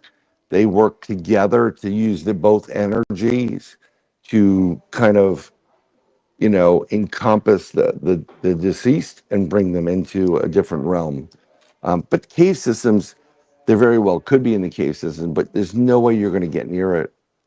They're very protective of them, of each other, even in death. I think there are times when, it's kind of like when people pass away from an accident. Instead of, naturally being received by a loved one and transferred from this life into the afterlife, it's so abrupt that you're stuck between the ether. So there's a really good shot that somehow they manage to get them back to source for them, the dimension, and they protect whatever they have to bury here. Let's go to Jay. Have you heard of these giant mantids in the woods which can go invisible, hypnotize people to completely undress, and then run off with people in their jaws, never to be seen again? I've heard of giant mantis extraterrestrials. I don't know about the hypnotizing factor or running off with them. So I'd have to look into it. There's a mantis are very common in the extraterrestrial end of things as a race of beings, insectoid, whatever. But I mean, if you have a giant mantis, think about what they do. Praying mantis, they mate and then they cut the head off their lover, and So what I'm reading here is very mantis-like. Get them to go nuts, lose their head, and then bye bye. But I've never, I haven't researched any of that. Let's move over to Sierra. If Bigfoot can be interdimensional, why can't humans? Humans can be, but we don't use enough percentage of our brain. You see, this is the problem. If you go back into a lot of your guests and what they say about extraterrestrials and the different beings, we're the kids or the kid in class, and I had this on my report card. Brian would do so much better if he only applied himself. Humans don't apply themselves properly. We don't use enough of our brains to facilitate what we can do. I think we can manipulate just like these creatures can. I think we can go interdimensionally. We don't even need an airplane ticket. We can travel where the heck we want because we can change our molecular structure, but we're not doing it. If you look to the great gurus of Asian disciplines, there are monks that have floated, and it's not because they're ETs. They've harnessed more percentage of the brain, used it, and now they're able to do things. Something's very interesting about the small grays. They're the worker bees, and they are very quick. They have a low IQ, and they're the ones go pick up Dave from his bed and bring him to the craft. They have the ability, and we have the ability to vibrate at the same frequency as anything solid. What's behind me, glass, whatever, and we could they just walk through walls because they start vibrating at the frequency of the wall. And then when they get to you, they have the ability to charge you with that frequency so they can pull you through. We have this ability. We just don't use it. Humans think they're the smartest thing in the galaxy, but we're nowhere near what others can do. All right, let's head to another question here. Let's go to Yes, sir. T-Bone. Hey, T-Bone. What about cave investigations? I've been on smaller cave investigations in states where I can't carry, and it gets a little bit hairy because it depends on the time of year and what you're going to come in that cave. I've seen many panther crossings down here. They would go into caves too. Bears would go into caves. But if you don't know what you're going to come up against in a cave, at any point in time, you can get really hurt. You could be walking on a solid piece and then hit some kind of loose rock that gives way and you're dead. But I would think they would use cave system. I think Dogman uses it more than Bigfoot because there's a ton of cave system. Say again? Old Bob Dogman. Bob Dogman, I really do. I mean, I think, and that's something that Butch was kind of leaning towards, going into the cave systems. It would be pretty cool, but you're going to get yourself in trouble. I so do not do caves. You got to worry about oxygen levels. You got to worry about radon. It's too many variables there. And then it gets expensive. Okay, well, we're going to go and we're going to wear masks. That's expensive stuff. This isn't a hobby. If you're being supported by a TV program like network, yeah, go ahead. We need the $80,000 drone, bring it in. But if you have to pay for it yourself, don't bother. No, not doing it. Not doing it. Not doing caves. Yeah, what happens if they fill up with water? You get flash flooding.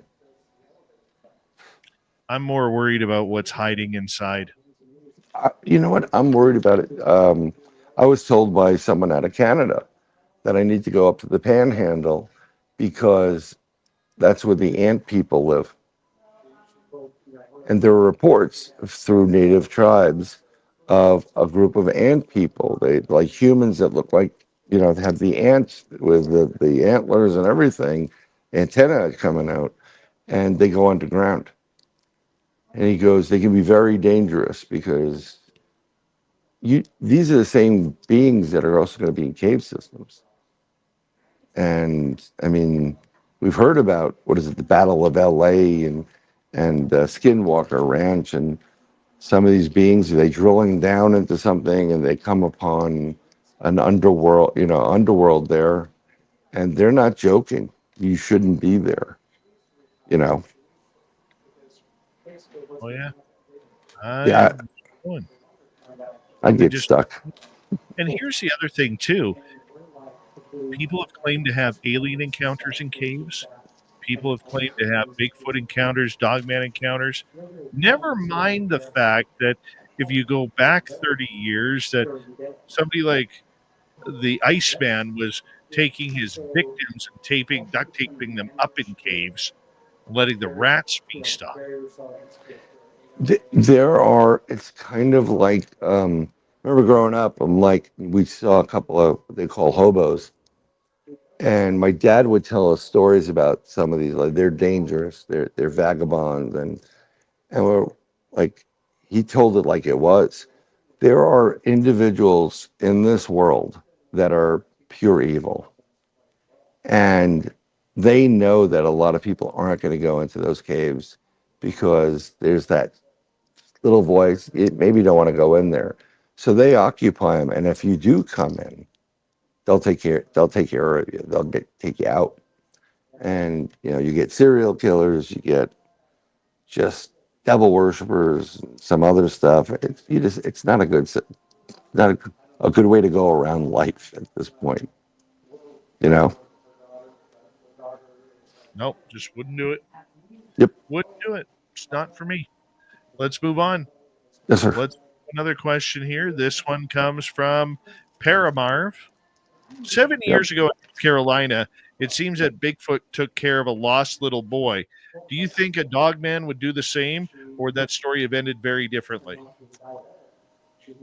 I don't think it. I wouldn't wager it would end the same way. I would.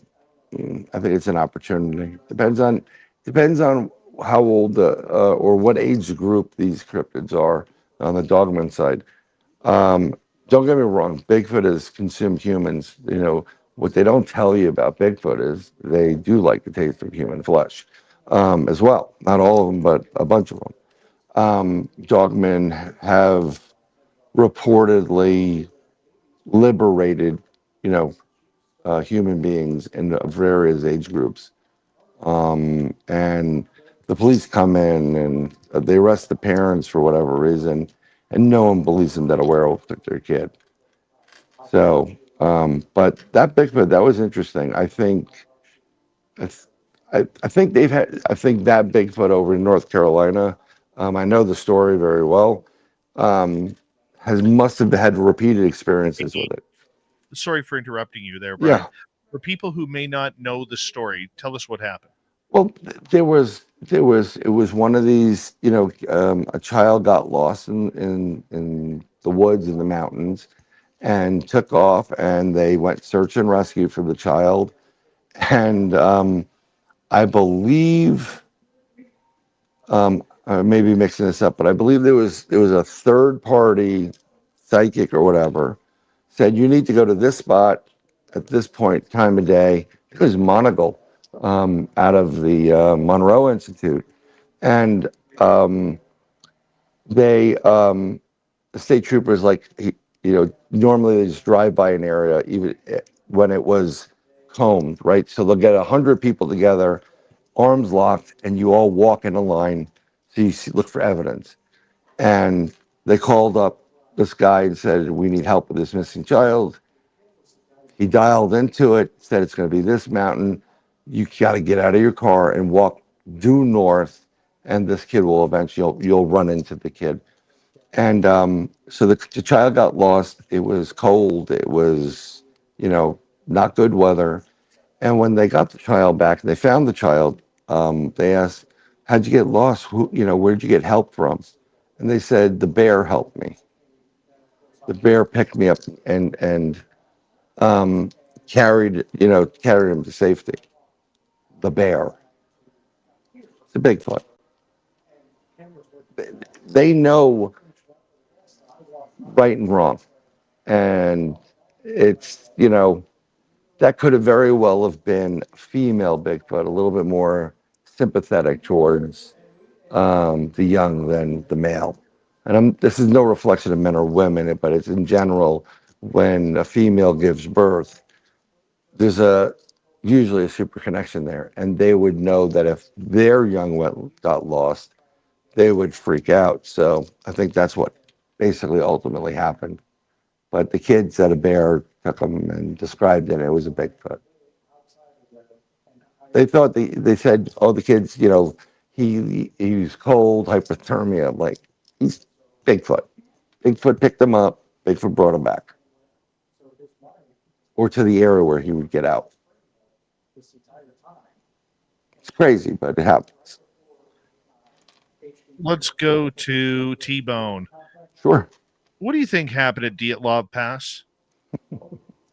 That's a really good question. It still perplexes me. It's really funny. I had Evan Stone on my, Evan B. Stone, Josh Gates, his guy. He was up there, and he said it was just bizarre.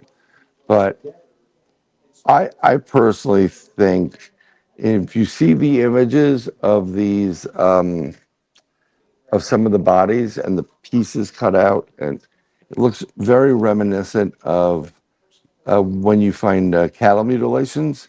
I think they may have come across an extraterrestrial based entity or being that was harvesting them. I don't know if it was necessarily a Bigfoot, or a Yeti. Yetis are known throughout Nepal and that area, super aggressive. They go after you. They will kill you. They don't. It's no joke. They go after the yaks, and that's why a lot of the Sherpas don't go in certain areas, because they're that aggressive. And they're very, very cannibalistic. So eating something like a human is no problem for them. But I think it may have been UFO related because, again, I'm going to quote Butch and I are the only ones that ever talked about human mutilations. And ET, they like our flesh too. And they mutilate, whenever you see the cattle mutilations, it's surgically, precision, no blood. And they want the good stuff. What's in the good stuff? So if you want liver is really good for you. I mean, we all know organ meat's good for you to a certain degree. It helps with certain proteins and additives. And they love the organ meat, and then they drop the rest of it off. It's like, I don't want that. It's like, I don't want the dark meat. Give me the light meat, Some people are for dark meat, some people for light meat. So I think it was extraterrestrial based.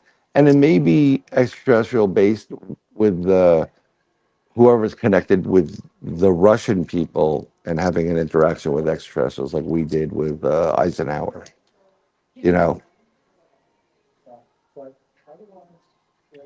All right, let's move on here.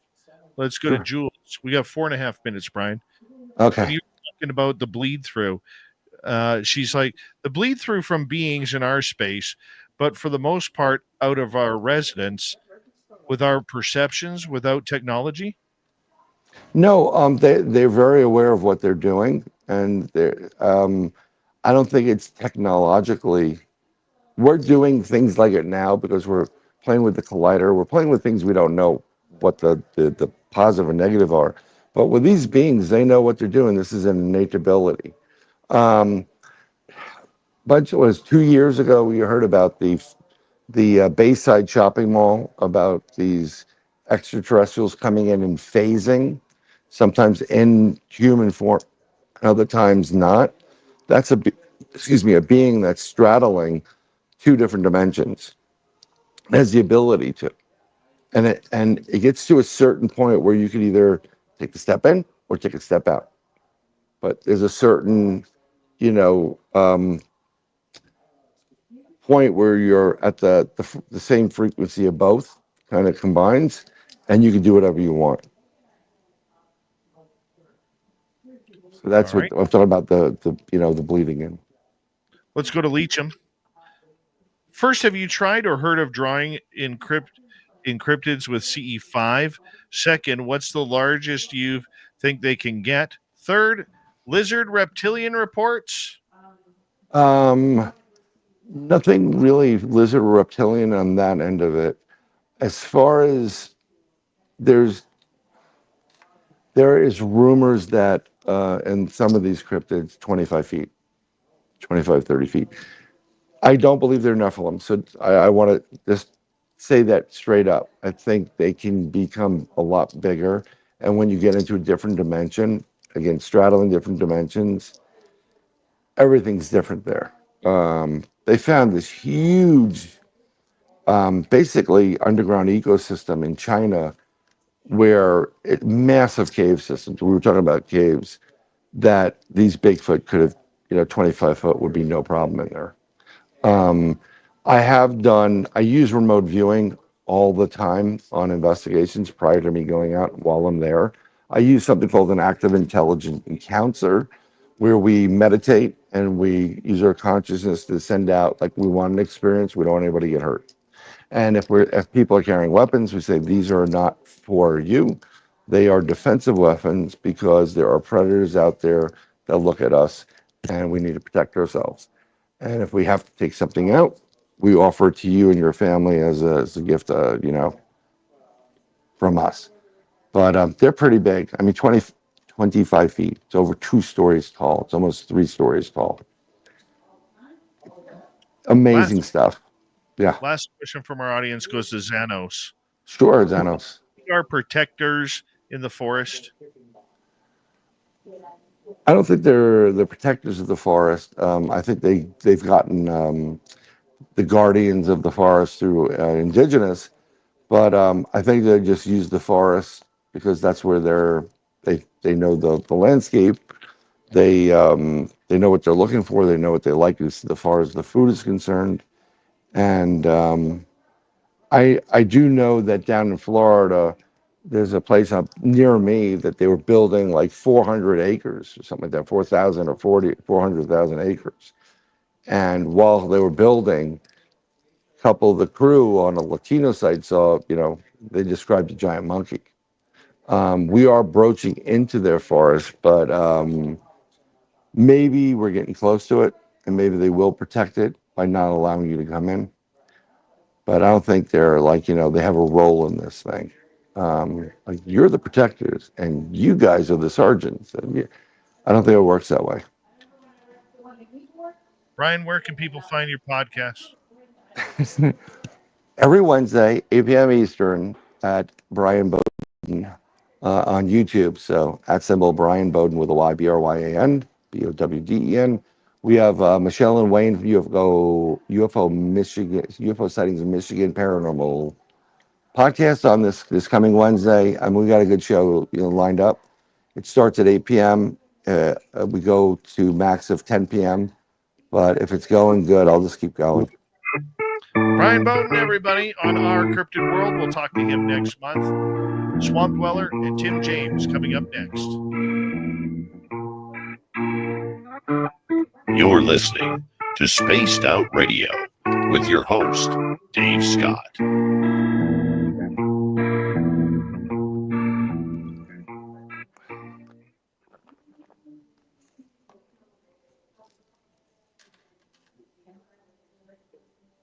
All right, buddy. I thank you very much. Use a better picture of me. I lost 40 pounds, dude.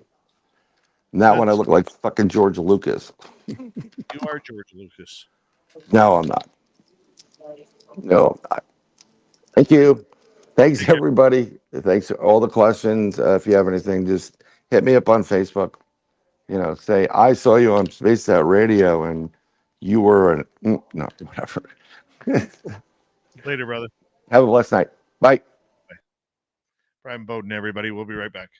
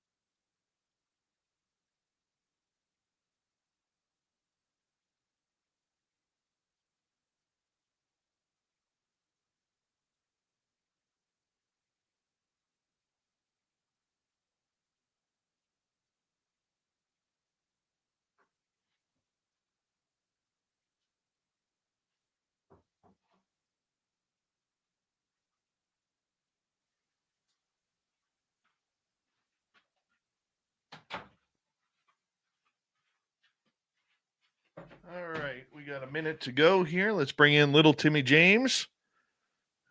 How you doing, buddy? Good. Good. The weird sounding flying birds at night are coming back. You notice that? Yes. Yep. Yeah. Hi, Chris. Thank you tonight to T-Bone times 2 and Richard. Who else is showing up? R2D2, how are you?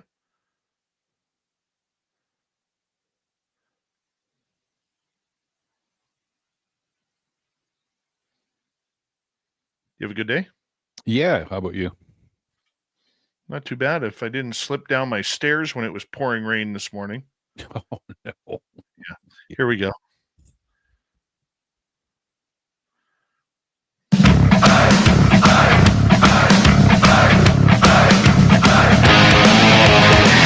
Here comes the third and final hour of Spaced Out Radio tonight. My name is Dave Scott. Really do appreciate earning your listening ears wherever you are on this beautiful planet called Earth. How you doing? Hey, we want to say hello to everyone listening in on our terrestrial affiliates around North America, digitally on every major podcast network. Our website, spacedoutradio.com.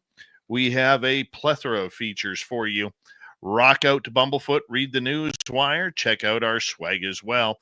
Follow us on X at Spaced Out Radio, Instagram at Spaced Out Radio Show, and on Patreon in the Space Travelers Club.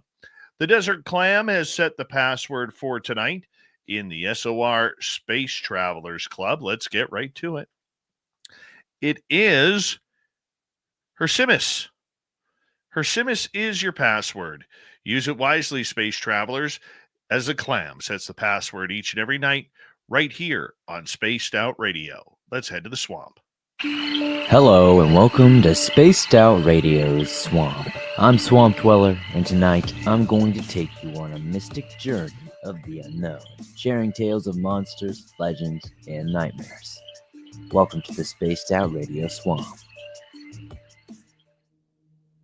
I grew up in rural Oregon, with around 70 acres of wooded private property as my personal playground.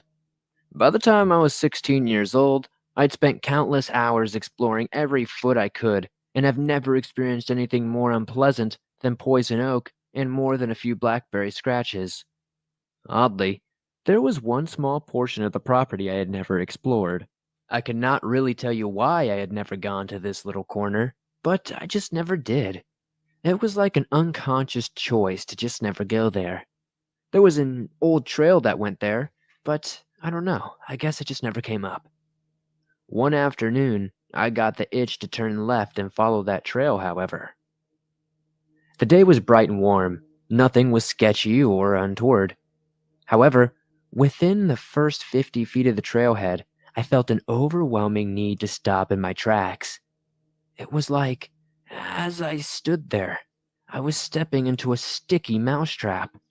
My feet simply would not carry me any further. As I stood there, every hair on my body stood on end, and I felt sick to my stomach with dread. I spun in place, looking in every direction for whatever danger my whole body was telling me was present. The spot where I stood was a bit of a clearing in the tree. I had around 20 or so feet of total visibility in all directions, and further in some. There was nothing, not a bird or a bug. I've never felt such utter terror and desire to go full knees to chest for the hills. I made my way back to the trailhead as fast as I could possibly backpedal. And the second my feet left the trail, it all faded. My hair went back down, my stomach settled, and zero sense of unease. It was like stepping out of a room and closing the door. For years, I wondered what kind of presence I had encountered. Many naysayers tried to tell me it was probably a cougar, and it was just my sixth sense picking up on it. But I'm not buying it.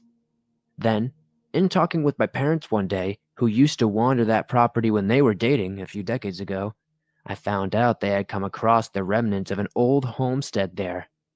It had deteriorated to the point there was nothing left but the outline of a foundation and some old medicine bottles. I had a light bulb moment. It seems that maybe one of the homesteaders was still there, and I was trespassing.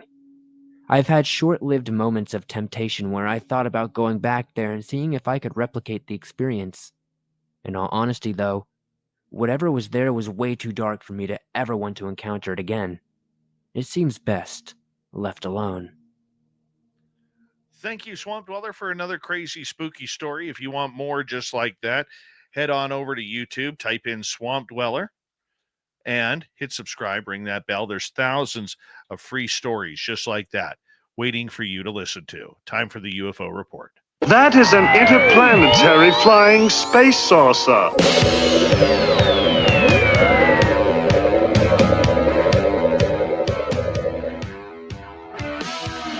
You have made me very angry. Very angry indeed. All right, let's go to little Timmy James hanging on out from his home studio. I hate it when he's there because I like it when he's in the studio. Makes it way more fun. How you doing, buddy? I'm doing very good, sir. And you are doing well, except for slipping down your stairs this morning. Well, you know what? It was karma. I Mm. slipped down my stairs this morning, landed right on my fat butt. Okay, and it, jarred everything on my right side. Thank goodness, I didn't hurt myself. Oh, that's good. It was more hurting my pride than anything. But you when you fall now, when you hit your 50s and you fall, it's not only is it funny because you get angry about it, but you get upset because as a kid you'd be laughing. Yeah, You know what I'm yeah. saying? But as an adult, you're like, oh, dang, burn it. I can't believe I just did that. Got my work clothes all wet and everything. Yeah. And you're doing this, making sure the neighbors aren't. Oh, gosh. Yeah. Yeah. You know what? I've been saying this for years on my front steps. I either A, need to replace them, Right. or B, I need to get some of that like sandpaper tape that you could put on stairs so that non-slip. I'll give you some. I've got a gigantic roll of it. What don't you have? Class, hair. True. Yeah. True. So I had an incident last night Hmm. after the show.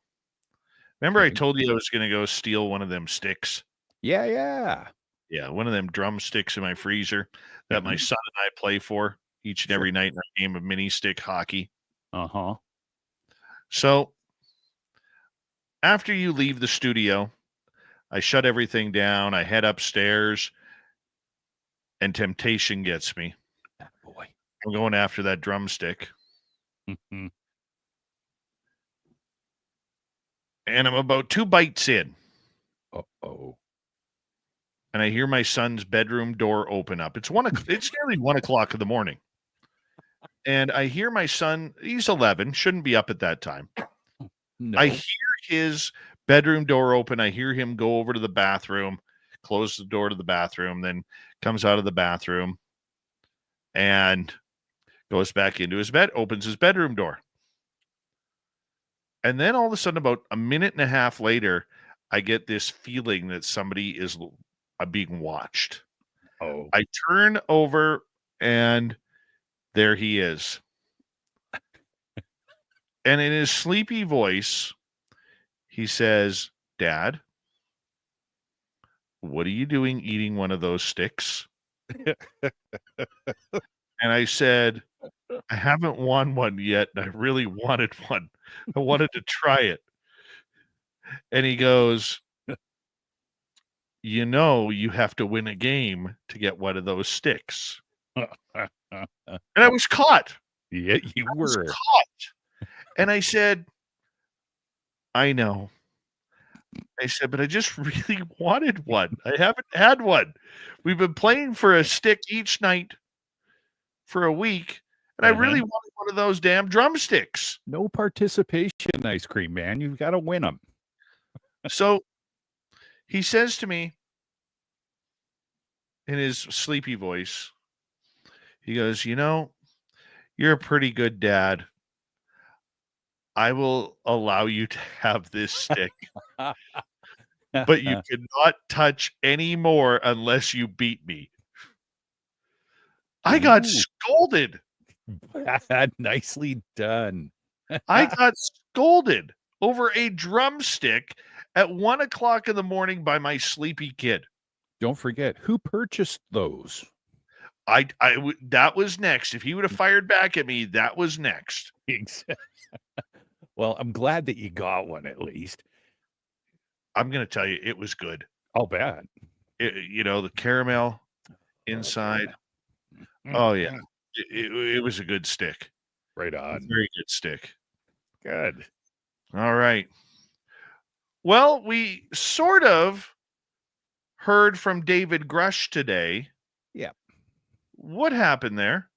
Well, you're right. It's a sorta. He put out a statement, I guess, for lack of a better phrase, and basically saying, hello, world. And so it's just a little short one. It says, he wrote, I'm both immensely humbled and deeply honored to join Congressman Burleson and his amazing team of professionals in pushing for government transparency. The public is rightfully demanding to know the truth, and it is my true privilege for me to serve the people of this country once again. I will use all my expertise to support Representative Burleson and help the U.S. Congress restore full oversight while engaging the legislative branch's ability to investigate and hold those accountable who have broken the law and lied not only to our Congress, but also to the executive officer of the president, executive office of the president, Director of National Intelligence and Department of Justice. So that was his little, hello, I'm here, and thank you. We haven't heard from this guy in about 1.5 years. Yeah. He's been silent, quiet. He came in with a tidal wave of amazing information. Yeah. And then as the waves went back into the ocean, he disappeared. Yes. And now all of a sudden he's popping up. And I don't want to say he's acting like the savior, because I think that's a little bit dramatic and a little bit clickbaitish. But all of a sudden, we're supposed to buy into this again. Yes. There seems to be a lot of that sentiment going around on, in X and other social media sites, that this was, reported at or whatever. But it seems to everybody has that. Everybody's got a little bit of a little bit of a snarky attitude is the way that I perceived it when I was reading comments and posts from other people saying, yeah, where you been for 2 years? All of a sudden, this better be good. And, you had absolutely no evidence before, and now you're coming back in after, hiding. And I was like, wow, they're not really giving him a lot of room to to move, I guess. I think, and maybe I'm reading this situation wrong, but I think that David Grush is somebody who many people in the UFO world feel they've been played by him. Not denying his information, not denying his credentials or anything like that. But UFO people, they want their heroes to talk to them. Of course. And they don't talk. The UFO heroes of today are not talking to their supportive public. And I think that is one of the biggest mistakes and faux pas that is made by a lot of these people. Agreed. And I find it very hard to want to even accept this. I mean, where have you been? Why haven't you talked to anybody? Yeah, true. And I think you and I have been around this bend a few times too. And you're right. And was it his handlers? Was it people telling him to be quiet? Was it the alleged issues that he was going through with a certain police department, certain incidents, that was in the news about him and stuff? I mean, was he just laying low because he felt that he had, he'd made a bit of a fool of himself, or Yeah, it's very strange. I'm not sure, obviously, where he's been or what he's been doing, but I'm just kind of curious too if he was just laying low after kind of doing some damage control, so to speak. Well, here's the thing about it, though. Okay, Mhm. Mhm. here's the thing. We know that he got death threats Yes. from some psychopaths in the UFO community, as well as we're allegedly to believe that he got some death threats from certain agencies. Right. Okay, that is something that is dangerous, and you don't want that. Mhm. Okay, but he never opened up to the UFO public. Right. These are the people who were supporting him. It reminds me of Tom DeLonge from Blink 182 when he opened up the To the Stars Academy, Right. where they wanted all of this UFO support, but they didn't want to give back to the UFO community. And Mhm. eventually that community turned on them. And I just don't, there's something about it I just don't feel comfortable with. Like, Yeah. what is your problem that you cannot talk to the public about this? What is the issue that you will not go on radio shows or YouTube channels unless it's one of your alleged handlers' YouTube friends? And even then, you don't want to do it. Look, if he doesn't like the press, that's great. Yeah. That's great. That's his prerogative. But come out and say that. Yes. I see where you're Okay? going. Yeah. Come out and say that. You're not on social media, at least under your own name. You're not on X. You're not Mm. on any platform. So why not come out and just say, look, I have a job to do. I want to do this job. I'm grateful for this job, but I'm not going to be making any more statements moving forward. Why leave your supporters hanging? Well, yeah, you're exactly right. And this again, we've discussed it in different avenues. This draws speculation. So yeah, oh, he's supposed to be our guy and or our supporter. And you're right. Yeah, it's trying to find my words with it though. He's not let people down, but he's directly, I don't think. I think indirectly he's let people down by not voicing and not saying what's going on. And like you say, who cares? Who cares? You don't like the media, that's fine. But don't let people speculate because speculation just leads to this crap that we see all over X and social media. People going off with assumptions thinking that they're fact. And yeah, it just again kicks the knees out from our community, so to speak. And that's exactly it. And I just think that it doesn't apply to a lot of credibility. Right. Okay, you disappear, and hey, maybe it was because he was working to get his credentials back, his top secret clearance back. There's a lot he probably went through. I'm willing to give him the benefit of the doubt. Oh, for sure. Okay, but there seems to be this stigma in apology, not ufology, Mhm. apology, that they don't have to treat the UFO world very well. Yes. They really don't have to treat the UFO world or the UAP world very well. Mhm. And it just reeks of it reeks of conspiracy.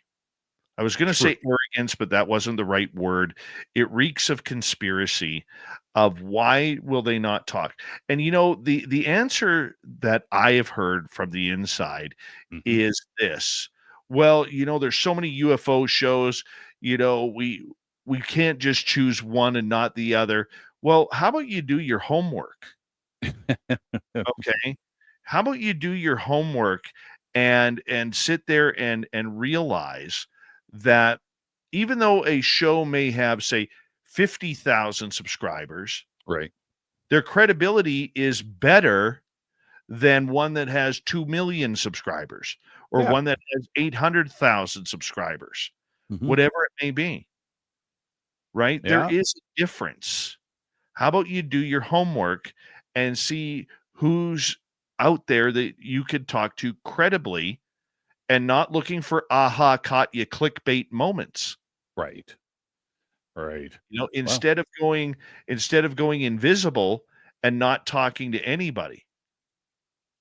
yes. That's one of the issues that I think is wrong with this. Mm-hmm. No, I would agree with you there, sir. Definitely.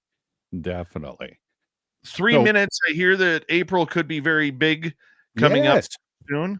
What were you looking over my shoulder or something? Like, yeah. So, I guess breaking news a couple of hours ago or so, Representative Anna Paulina Luna scheduled a classified skiff briefing in April with former U.S. officials Grush, Elizondo, and Christopher Mellon, who will meet with representatives from Arrow and members of Congress. So no details besides, I guess, Askapol. I think Matt Laszlo's trying to get some dates and stuff. But as of at this point, no dates, no times, no nothing, just the announcement that there will be a skiff with those three gentlemen and a group of, like I say, Arrow and Congress.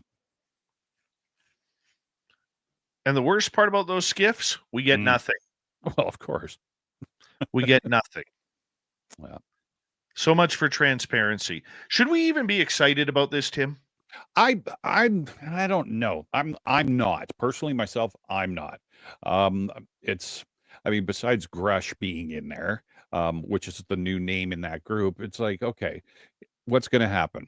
And nothing. And there, you know, I'm not sure Anna Paulina Luna is going to come out of there with some glorious, and we've just solved the mystery of how to get the care milk in the middle of the care milk bar for all you Canadians. But you know what I mean? I'm not jacked about it at all. I'm just like, okay, we'll see what happens. We're going to see what happens. And I don't expect much out of it. No. I expect them to come out with a lot of, oh my gods, this is real. Like all of this flamboyancy for nothing. That's a good point. That is exactly it. Yeah. A lot of look at us. And yeah, you're right. You're right. A lot of posing going on there for sure. I don't understand the purpose of it. Now, the only thing that I can understand about it is we know Nancy Mace and Anna Paulina Luna were very upset after the last hearings, basically saying this wasn't a place to try and sell your book or to raise money. Right. And we saw that with Elizondo, and we saw that with Mike Gold, who is repping NASA. Mm-hmm. And I think that maybe they want to get more clearer information rather than buy my book and support the space program. Yeah, for sure. For sure. And with Grush's new position, you just never know. That may just throw a hitch in the giddy up or a kink in the hose, so to speak, with the other people sitting in that skiff, because now he has a job with obviously with the government, and we'll see how that works too. Like I say, that might throw a curveball in there, but I'm not expecting much. I'm not expecting much either. And I'm not excited about it. We will report on it on the UFO report and see how it goes. Tim James, thank you for the abbreviated version. We appreciate you coming on in. Have a great night. And coming up next, Dave 101 and the weird news of the week. This is Spaced Out Radio and your host, Dave Scott.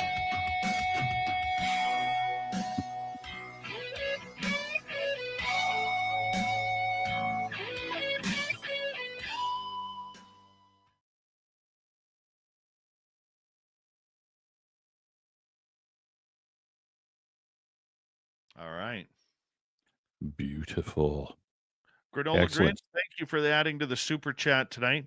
T-Bone times 2 and Richard, thank you very much for the love.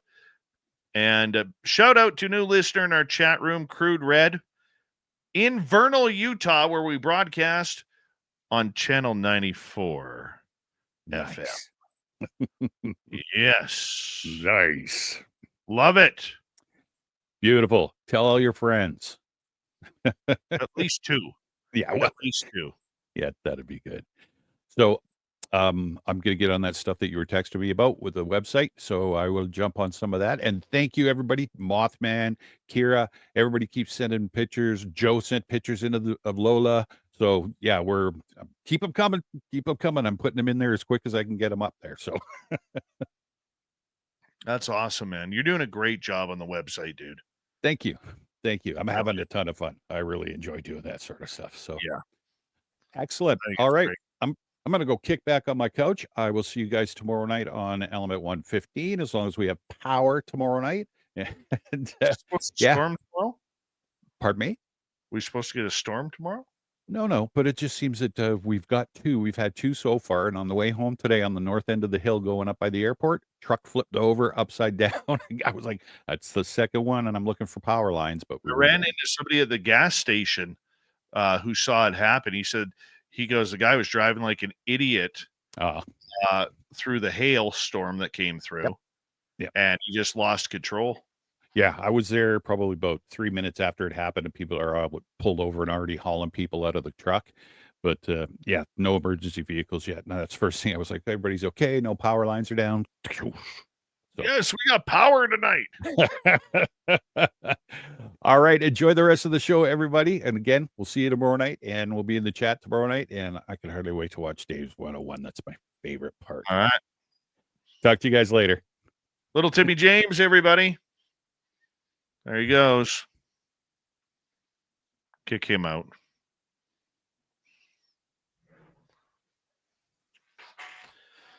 Let me put this together here. I had a power thought for what I wanted to do, and now do you think I can remember the damn thing?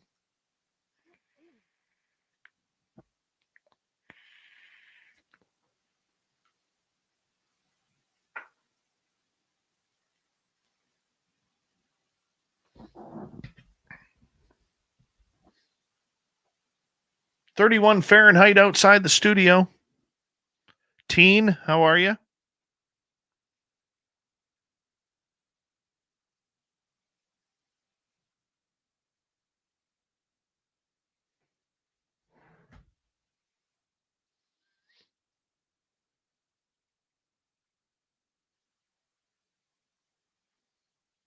That was a good one.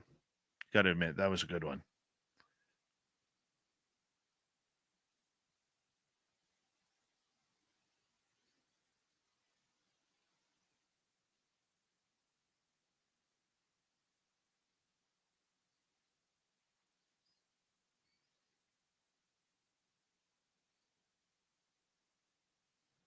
One week tomorrow, I'll be in San Francisco for UFOCon 2025. Go to UFOCon2025.com. Check out the tickets because I want to see you all there. I want to see a bunch of SOR people there.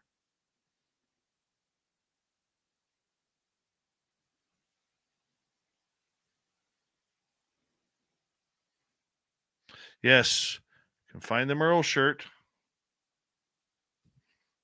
on our website. I use the Vicks nasal inhaler every day. Every day. It's a radio trick.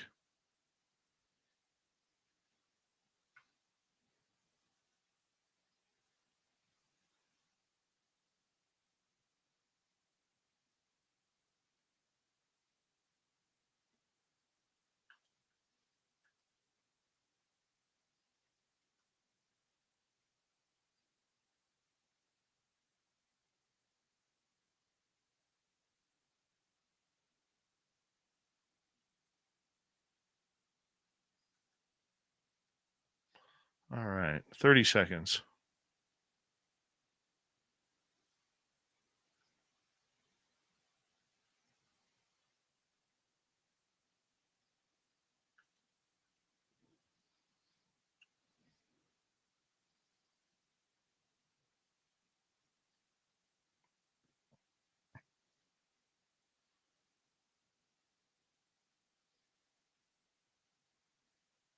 Here we go.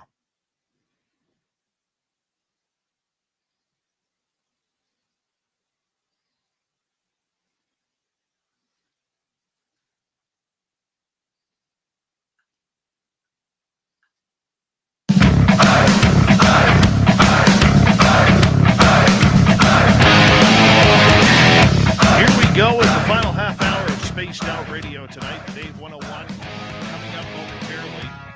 My name is Dave Scott. Thank you very much for tuning us on in wherever you are on this beautiful planet we call Earth. Reminder to all of you that if you miss portions of this show or others, you can always check out our free archives on YouTube or any major podcast network. Our website, spacedoutradio.com, we have a plethora of features for you. Rock out to Bumblefoot, read the news wire, check out our swag as well. Follow us on X at Spaced Out Radio, Instagram at Spaced Out Radio Show, and on Patreon in the Space Travelers Club. It's that time of the night, that time of the week, where I yell at all of you to turn up your crank and get off my lawn. It's the Dave 101. Open up the door, it's Dave! Who? Dave, D-A-V-E! What is this? Dave not here. It's the Dave 101. I can see you're really upset about this. I honestly think you ought to sit down calmly, take a stress pill, and think things over. Keep the killer out! Yeah! Keep the killer!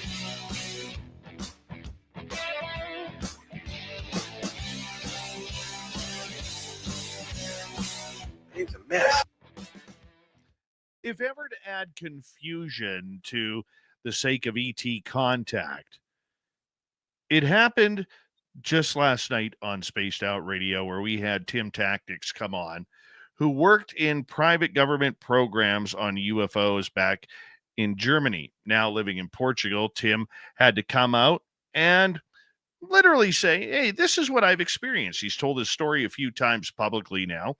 However, due to the fact that he does not have permission to actually speak about any of this, where the locations are, who he worked for, he does stick by his NDAs that he signed with the German government about these subjects. But one of the things that caught me off guard with it was when he stated during that interview, which you can find on our YouTube channel, Spaced Out Radio, he stated that he believed that 95% of the ETs that are visiting this planet are positive, are good, are we're wanting to help us out as humanity to make us grow.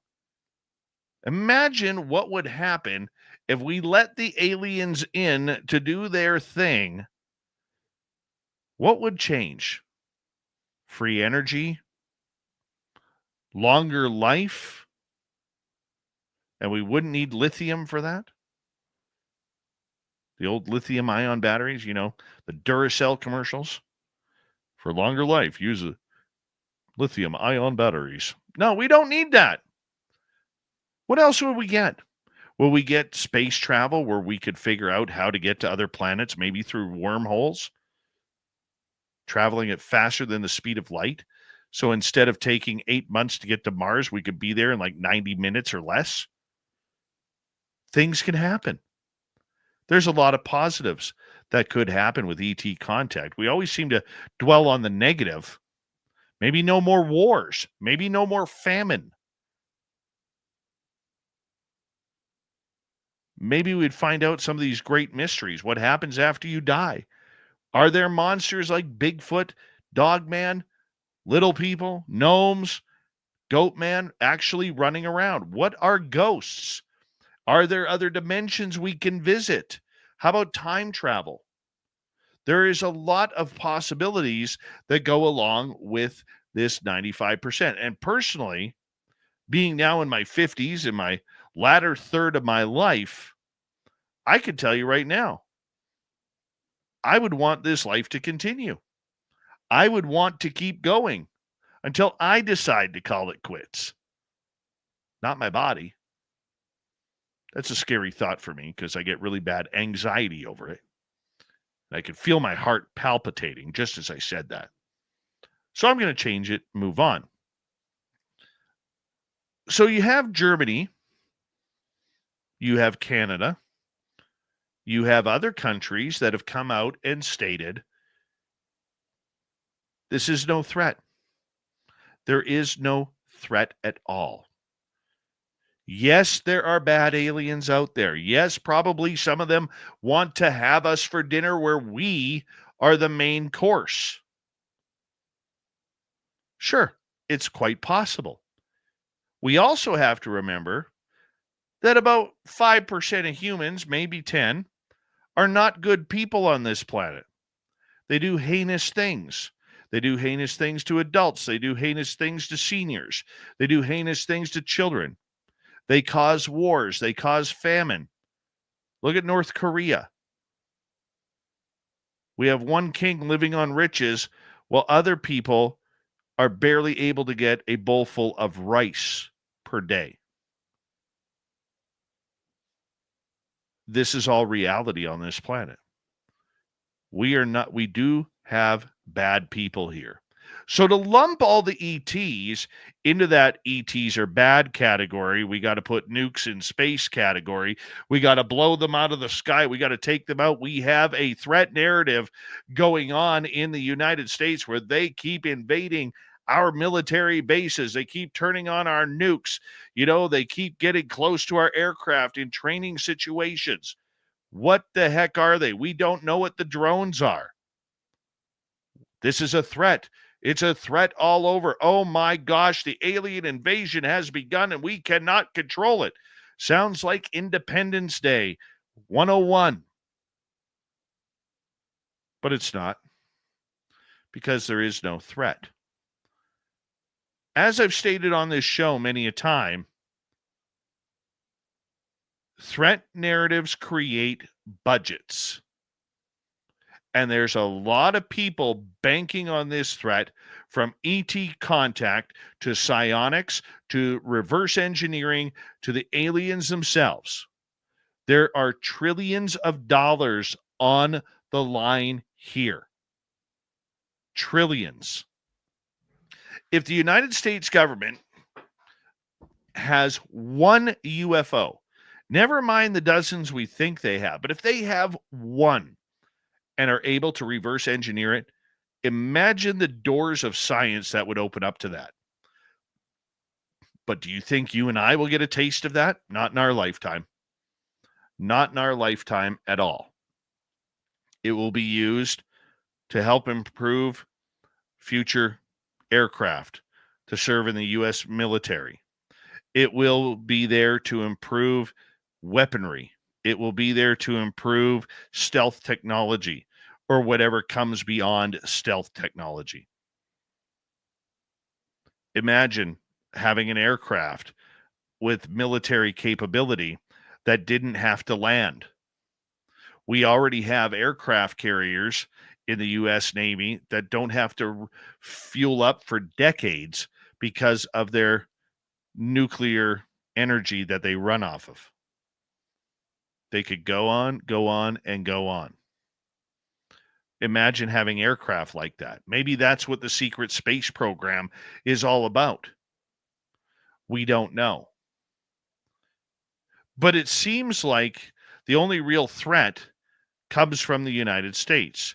Is that any sort of a coincidence that they are the most powerful military in the world as well? Contractors are literally drooling at the opportunity to potentially reverse engineer these craft. We are led to believe that many of these contractors have been given pieces to work on from crash sites from Roswell, Kecksburg, and other places. Why put them there? That's easy. They are free of FOIA requests, being a private company. Now, back to the aliens for a second. We are told that they're bad, evil. We got to get rid of them. They shouldn't be here. Go back to your home planet. We don't want you here. Why? Look, not all experiences are good. And I can certainly say that I don't agree with 95% of them being great, 5% being evil. I would say it's probably an 85-15. If you look at the free experiencer statistics from about a decade ago, 84% of people who took that out of 4,400 people who took their survey, said that they enjoyed their contact. They would love to have it happen again. About 9% of those were like, get them away from me. They're evil. I want nothing to do with them. Get off my lawn. And the remainder were just come see, come saw. Could go either way. And yet here we are playing the threat narrative game. And that's exactly what this is, people. It's a game. It's a game that Lou Elizondo, David Grush, Chris Mellon are going into a skiff to talk about UFOs. Why? What are you holding back that you cannot tell the public? That you can say in a skiff on the record in front of Congress people who can never tell the public who voted for them about their story. Can't do it. It's ridiculous. The UFO public, even the UAP public, should be eye-rolling right now. It's the same people giving the same message to only certain individuals. That's it. There is no lightning bolt that's going to strike down disclosure and bring it all into the open. There's no egg that's going to be cracked. You could use any cliche you want. Now, a lot of people will say, Dave, you're sounding a little negative. You're sounding a little crass, a little obtuse. But this is the reality of the game that is being played. And many people now are starting to figure out that they've been played for fools for years. The UFO public has been pushed aside, cast aside, because we are not useful idiots to them anymore. The podcast world has been ostracized because they have no use for us anymore. The radio side has been ostracized because we don't have a use for the radio side anymore. They don't. They have their messengers. They have their cliques. They have their people in place who they will share the stories with, and the rest of us get breadcrumbs. Where has David Grush been? In the last year and a half, 2 years that he vanished, where has he been? What has he been up to? Now, he owes the UFO/UAP community nothing. He doesn't owe us a thing. That's his prerogative if he wants to speak or not. But when you give desperate people hope and then pull the rug from under them, people get a little bit sour. They get to the point where they don't want to play games anymore. People have questions that would like to be answered. And they're not all aha, caught you moments. They're not that at all. They are legit questions from people who may have had experiences that just want a little bit of an opportunity to maybe be heard. The scientific community turned its back on the UFO community decades ago. They've now turned their back on the UAP community. The stars of ufology, outside of a few, have turned their back on the UFO community and the UAP community. And trust me, they are two different communities at large. So where do we go? Where do we stand from here? This is why I tell you, we're never going to get proof. We're never going to get the evidence to make it happen. What we do have is real people like you and I who've had amazing experiences, amazing sightings, amazing encounters that we can share together and learn the knowledge that each one of us gained from it in order to maybe move the ball forward.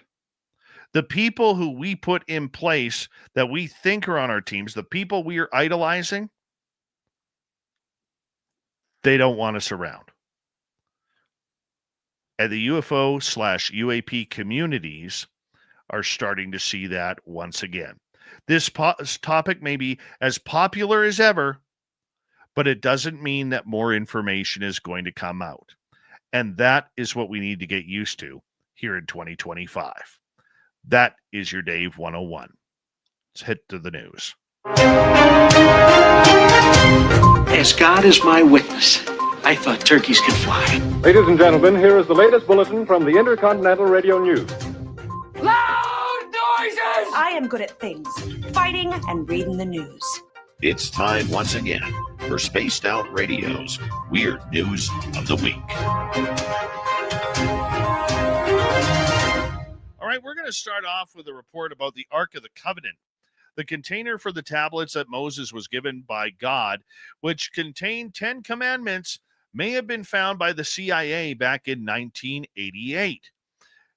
Take this one for, a little bit of gargantuan mountain of salt, but you never know. Because as far as we know, the Ark of the Covenant has never been found physically. The Ark went missing in 587 BC when Jerusalem was conquered by the Babylons, famous for their hanging gardens, among other things. And to this day, the question of where it ended up has never been definitively answered.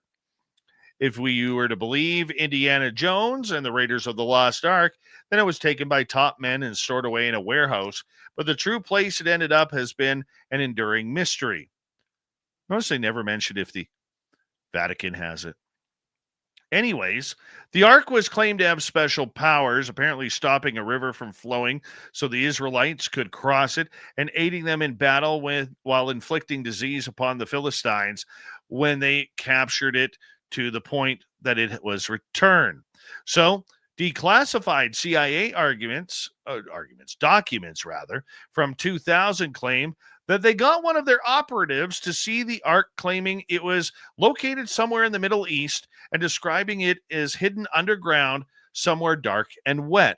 This person claimed that the Ark did have powers and that trying to break it open would result in being destroyed by the container's protectors, though perhaps they just watched a little bit too much Indiana Jones. The CIA document claims that the Ark's location was found as part of a Project Sunstreak and was found by one of their remote viewers. This is where the hope that the Ark of the Covenant was found starts to fall apart a little bit to the non-believers, because they don't want to believe that psychic ability could actually do something like this. They were using remote viewers where someone will use their mind to view something their body was not looking at. One of these operatives claimed that he was able to remotely view a past civilization on Mars with the power of his mind, but the CIA later closed down the project, having found that no discernible benefit had been established. Of course, that was a cover story. So the purported claim the CIA actually found the location of the Ark of the Covenant appears to rest on psychic viewing, taken a few years before the CIA decided that their attempts to use psychics had resulted in nothing useful. So you can tell that this article was written by, what's his name? Joe Harker. He's not a believer. He's just putting it out there for the sake of getting a piece done because he was probably on deadline and didn't really have anything else to run on. So he thought he would. See, that is a perfect argument, that article right there, for journalism. Tell the story. We don't need your opinion on whether or not you believe in remote viewing or psychic ability. That has nothing to do with it. Tell the point, tell the counterpoint, but your opinion on the matter as a journalist does not matter. That bugs me. That bugs me big time. Let's go to another one here.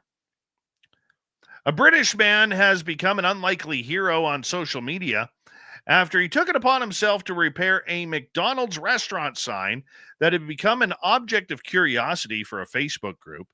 The Dull Men's Club group on Facebook has garnered multiple posts about the sign at the McDonald's at the White Rose Shopping Center in Leeds, England, because the sign's D was missing its inside, making it look more of a silhouette than a letter. Steve Lovell took it upon himself to correct the issue and painstakingly researched McDonald's branding guidelines to allow him to correctly 3D print a filling for the D. Somebody needed the big D, so they got it for him. Lovell said that he ended up going through the process a second time when it turned out another McDonald's sign at the same location was suffering from the same mildly annoying big D problem. Lovell's posts about his fixes went viral on social media, making him a hero that many commentators joked made him too interesting to remain in the so-called dull men's group. Yeah, he got kicked out. No, he didn't, but it would be funny if he did. Where else can we go here? Let's go to James Webb Telescope. We got about 30 seconds. Apparently, they found a new planet that's just floating around doing nothing. Yep. SIMP 0136 was found in deep space, first launched back in 2021 by NASA. The telescope is a natural heir to Hubble. But yeah, it found this planet, rapidly rotating, free-floating object, roughly 13 times the mass of Jupiter, located in the Milky Way, just 20 light years from Earth. The thing needs a name. How about we call it Dave? I think it needs to be called Dave. I'm biased, though. Wrap up the news. Say hello to Mr. Ron Bumblefoot Stahl.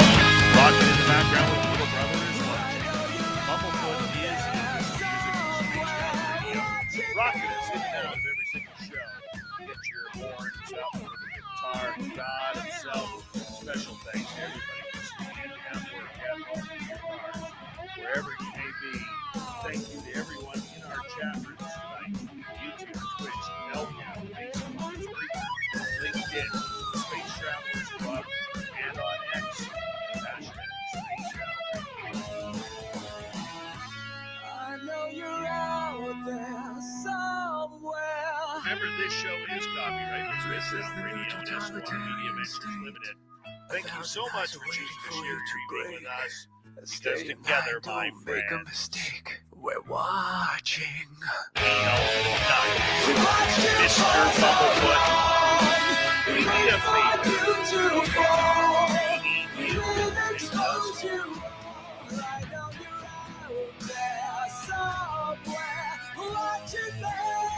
Yes, the blue train has stopped for the night, but soon, my friends, we shall ride again. Your seats are always available. Your tickets never expire. And if you want to bring a friend, we've got room for them too. Good night, everybody.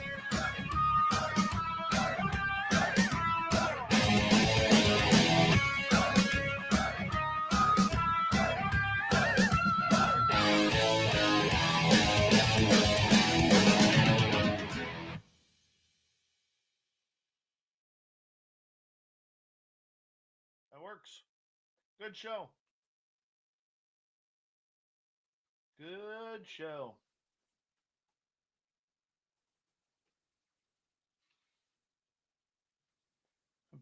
You know, on my side profile here, I'm looking at it here.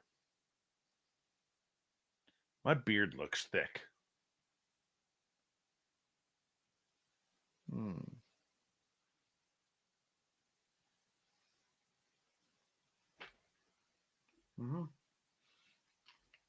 It does.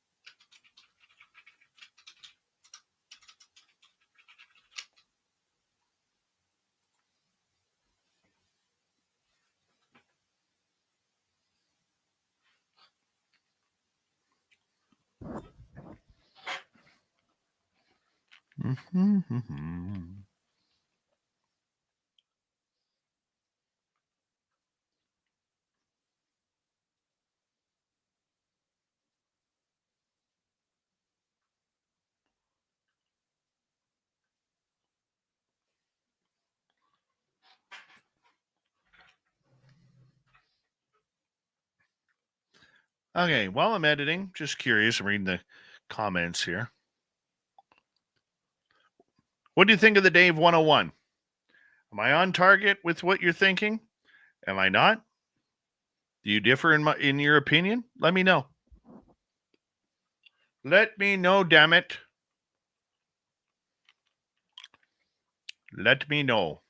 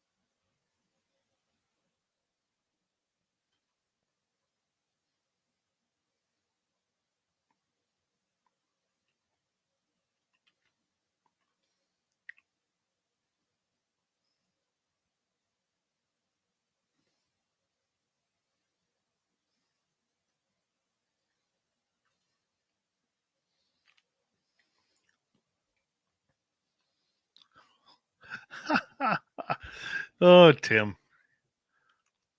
Crude Red agrees.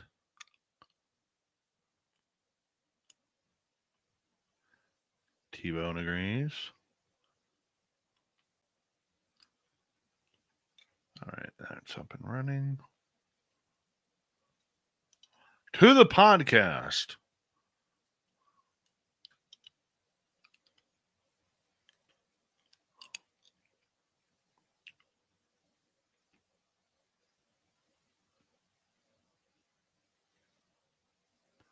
Download.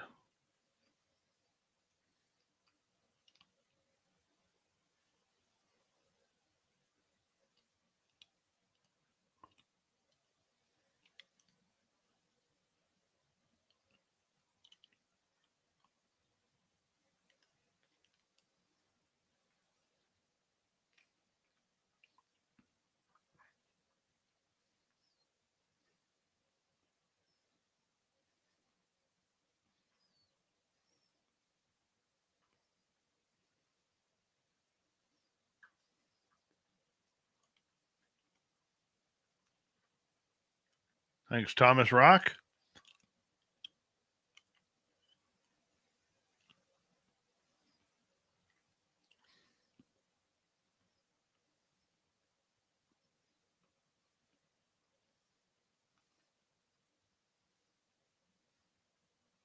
Sweet Tony D, thank you.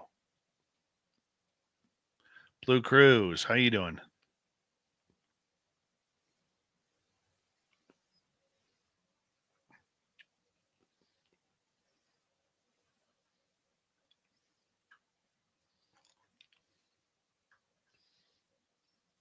Oob, that's not the way it went down.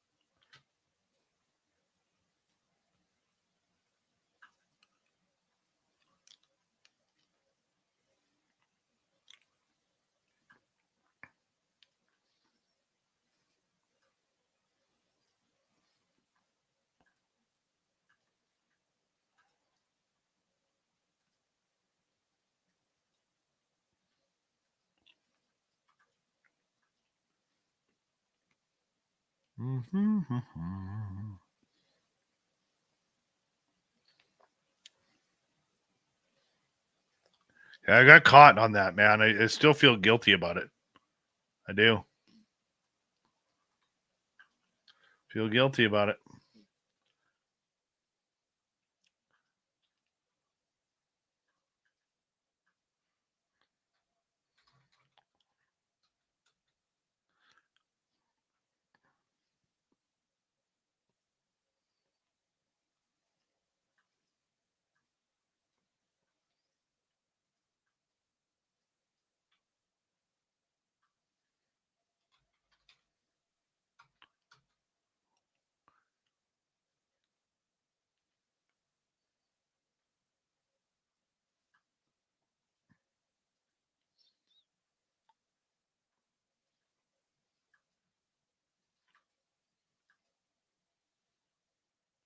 Oh, good. Garlic's good stuff.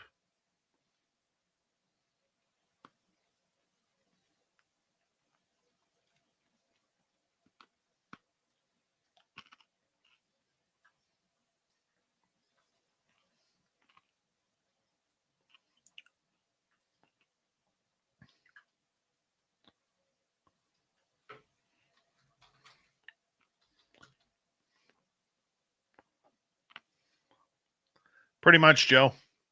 Almost everything. Asking if I would do anything for a Klondike bar.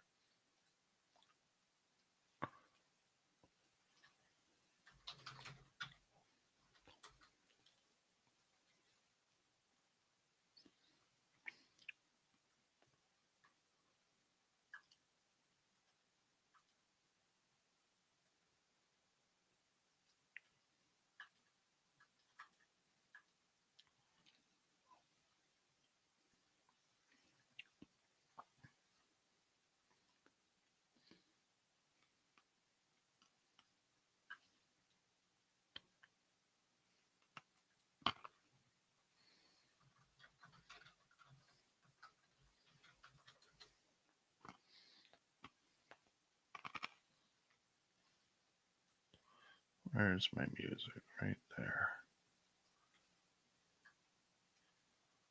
There we go.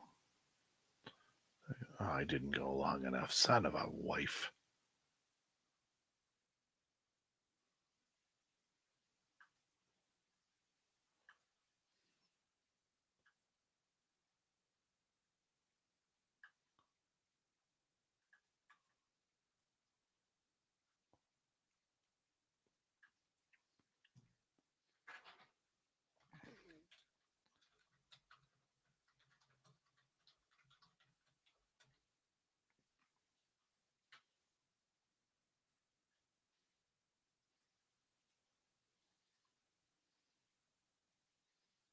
Well, that was a good spot right there.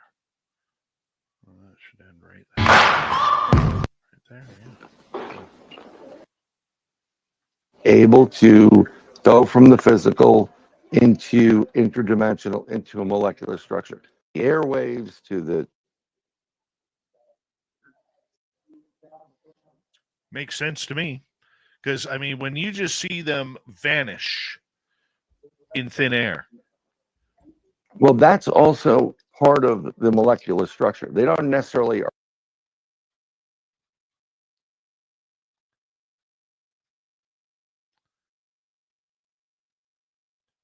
wonder why that's doing that again. All right, we'll figure it out. It's not bad.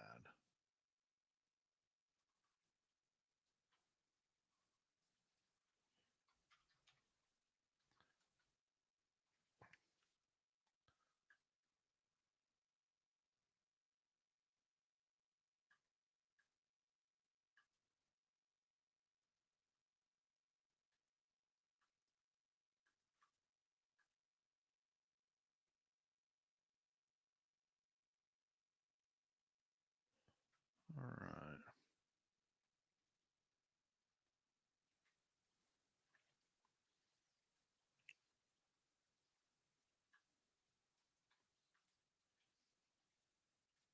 on Earth, but I wouldn't put it past these creatures to know, like some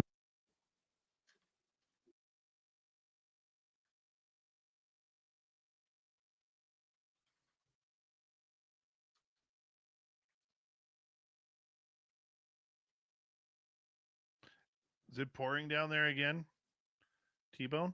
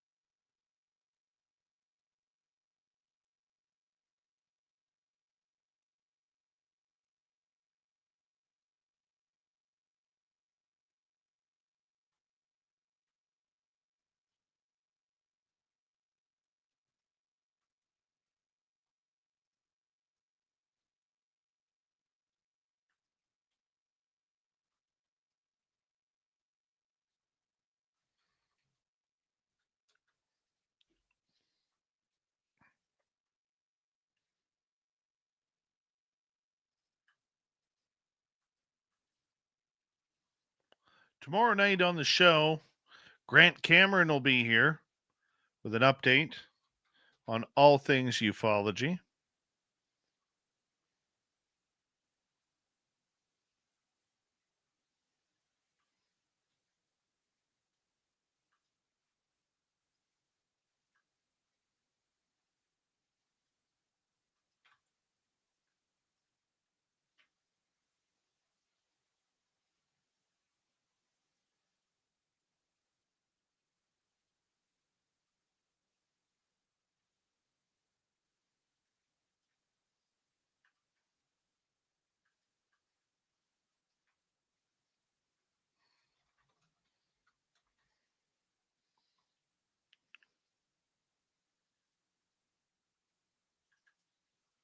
Us on X at Spaced Out Radio, Instagram at Spaced Out Radio Show, and on Patreon. We're watching. On in the space.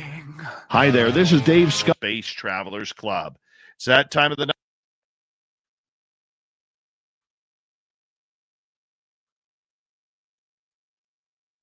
It's got worse. Weird.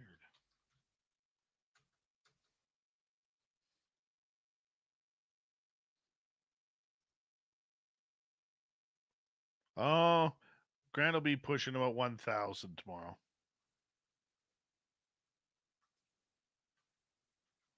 You know Grant. That's the way he does it. One speed.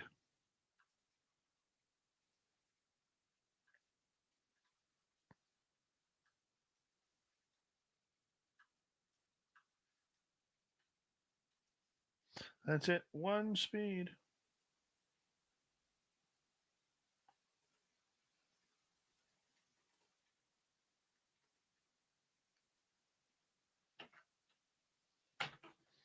All right, everybody. I'm going to call it the night. Thank you for being here. See you tomorrow night. T-Bone ×2, Richard, and Granola Bar. Thank you very much for the super chats. Greatly appreciate it. Thank you to all of our new subscribers who tuned us on in. We'll see you tomorrow night, everybody.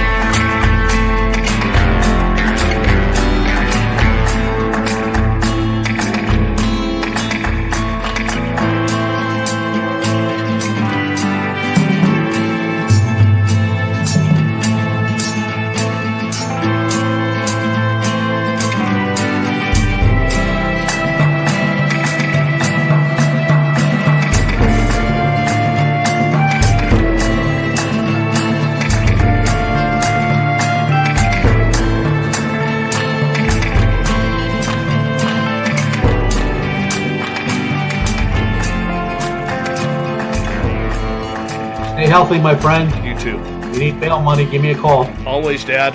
Take care. You too.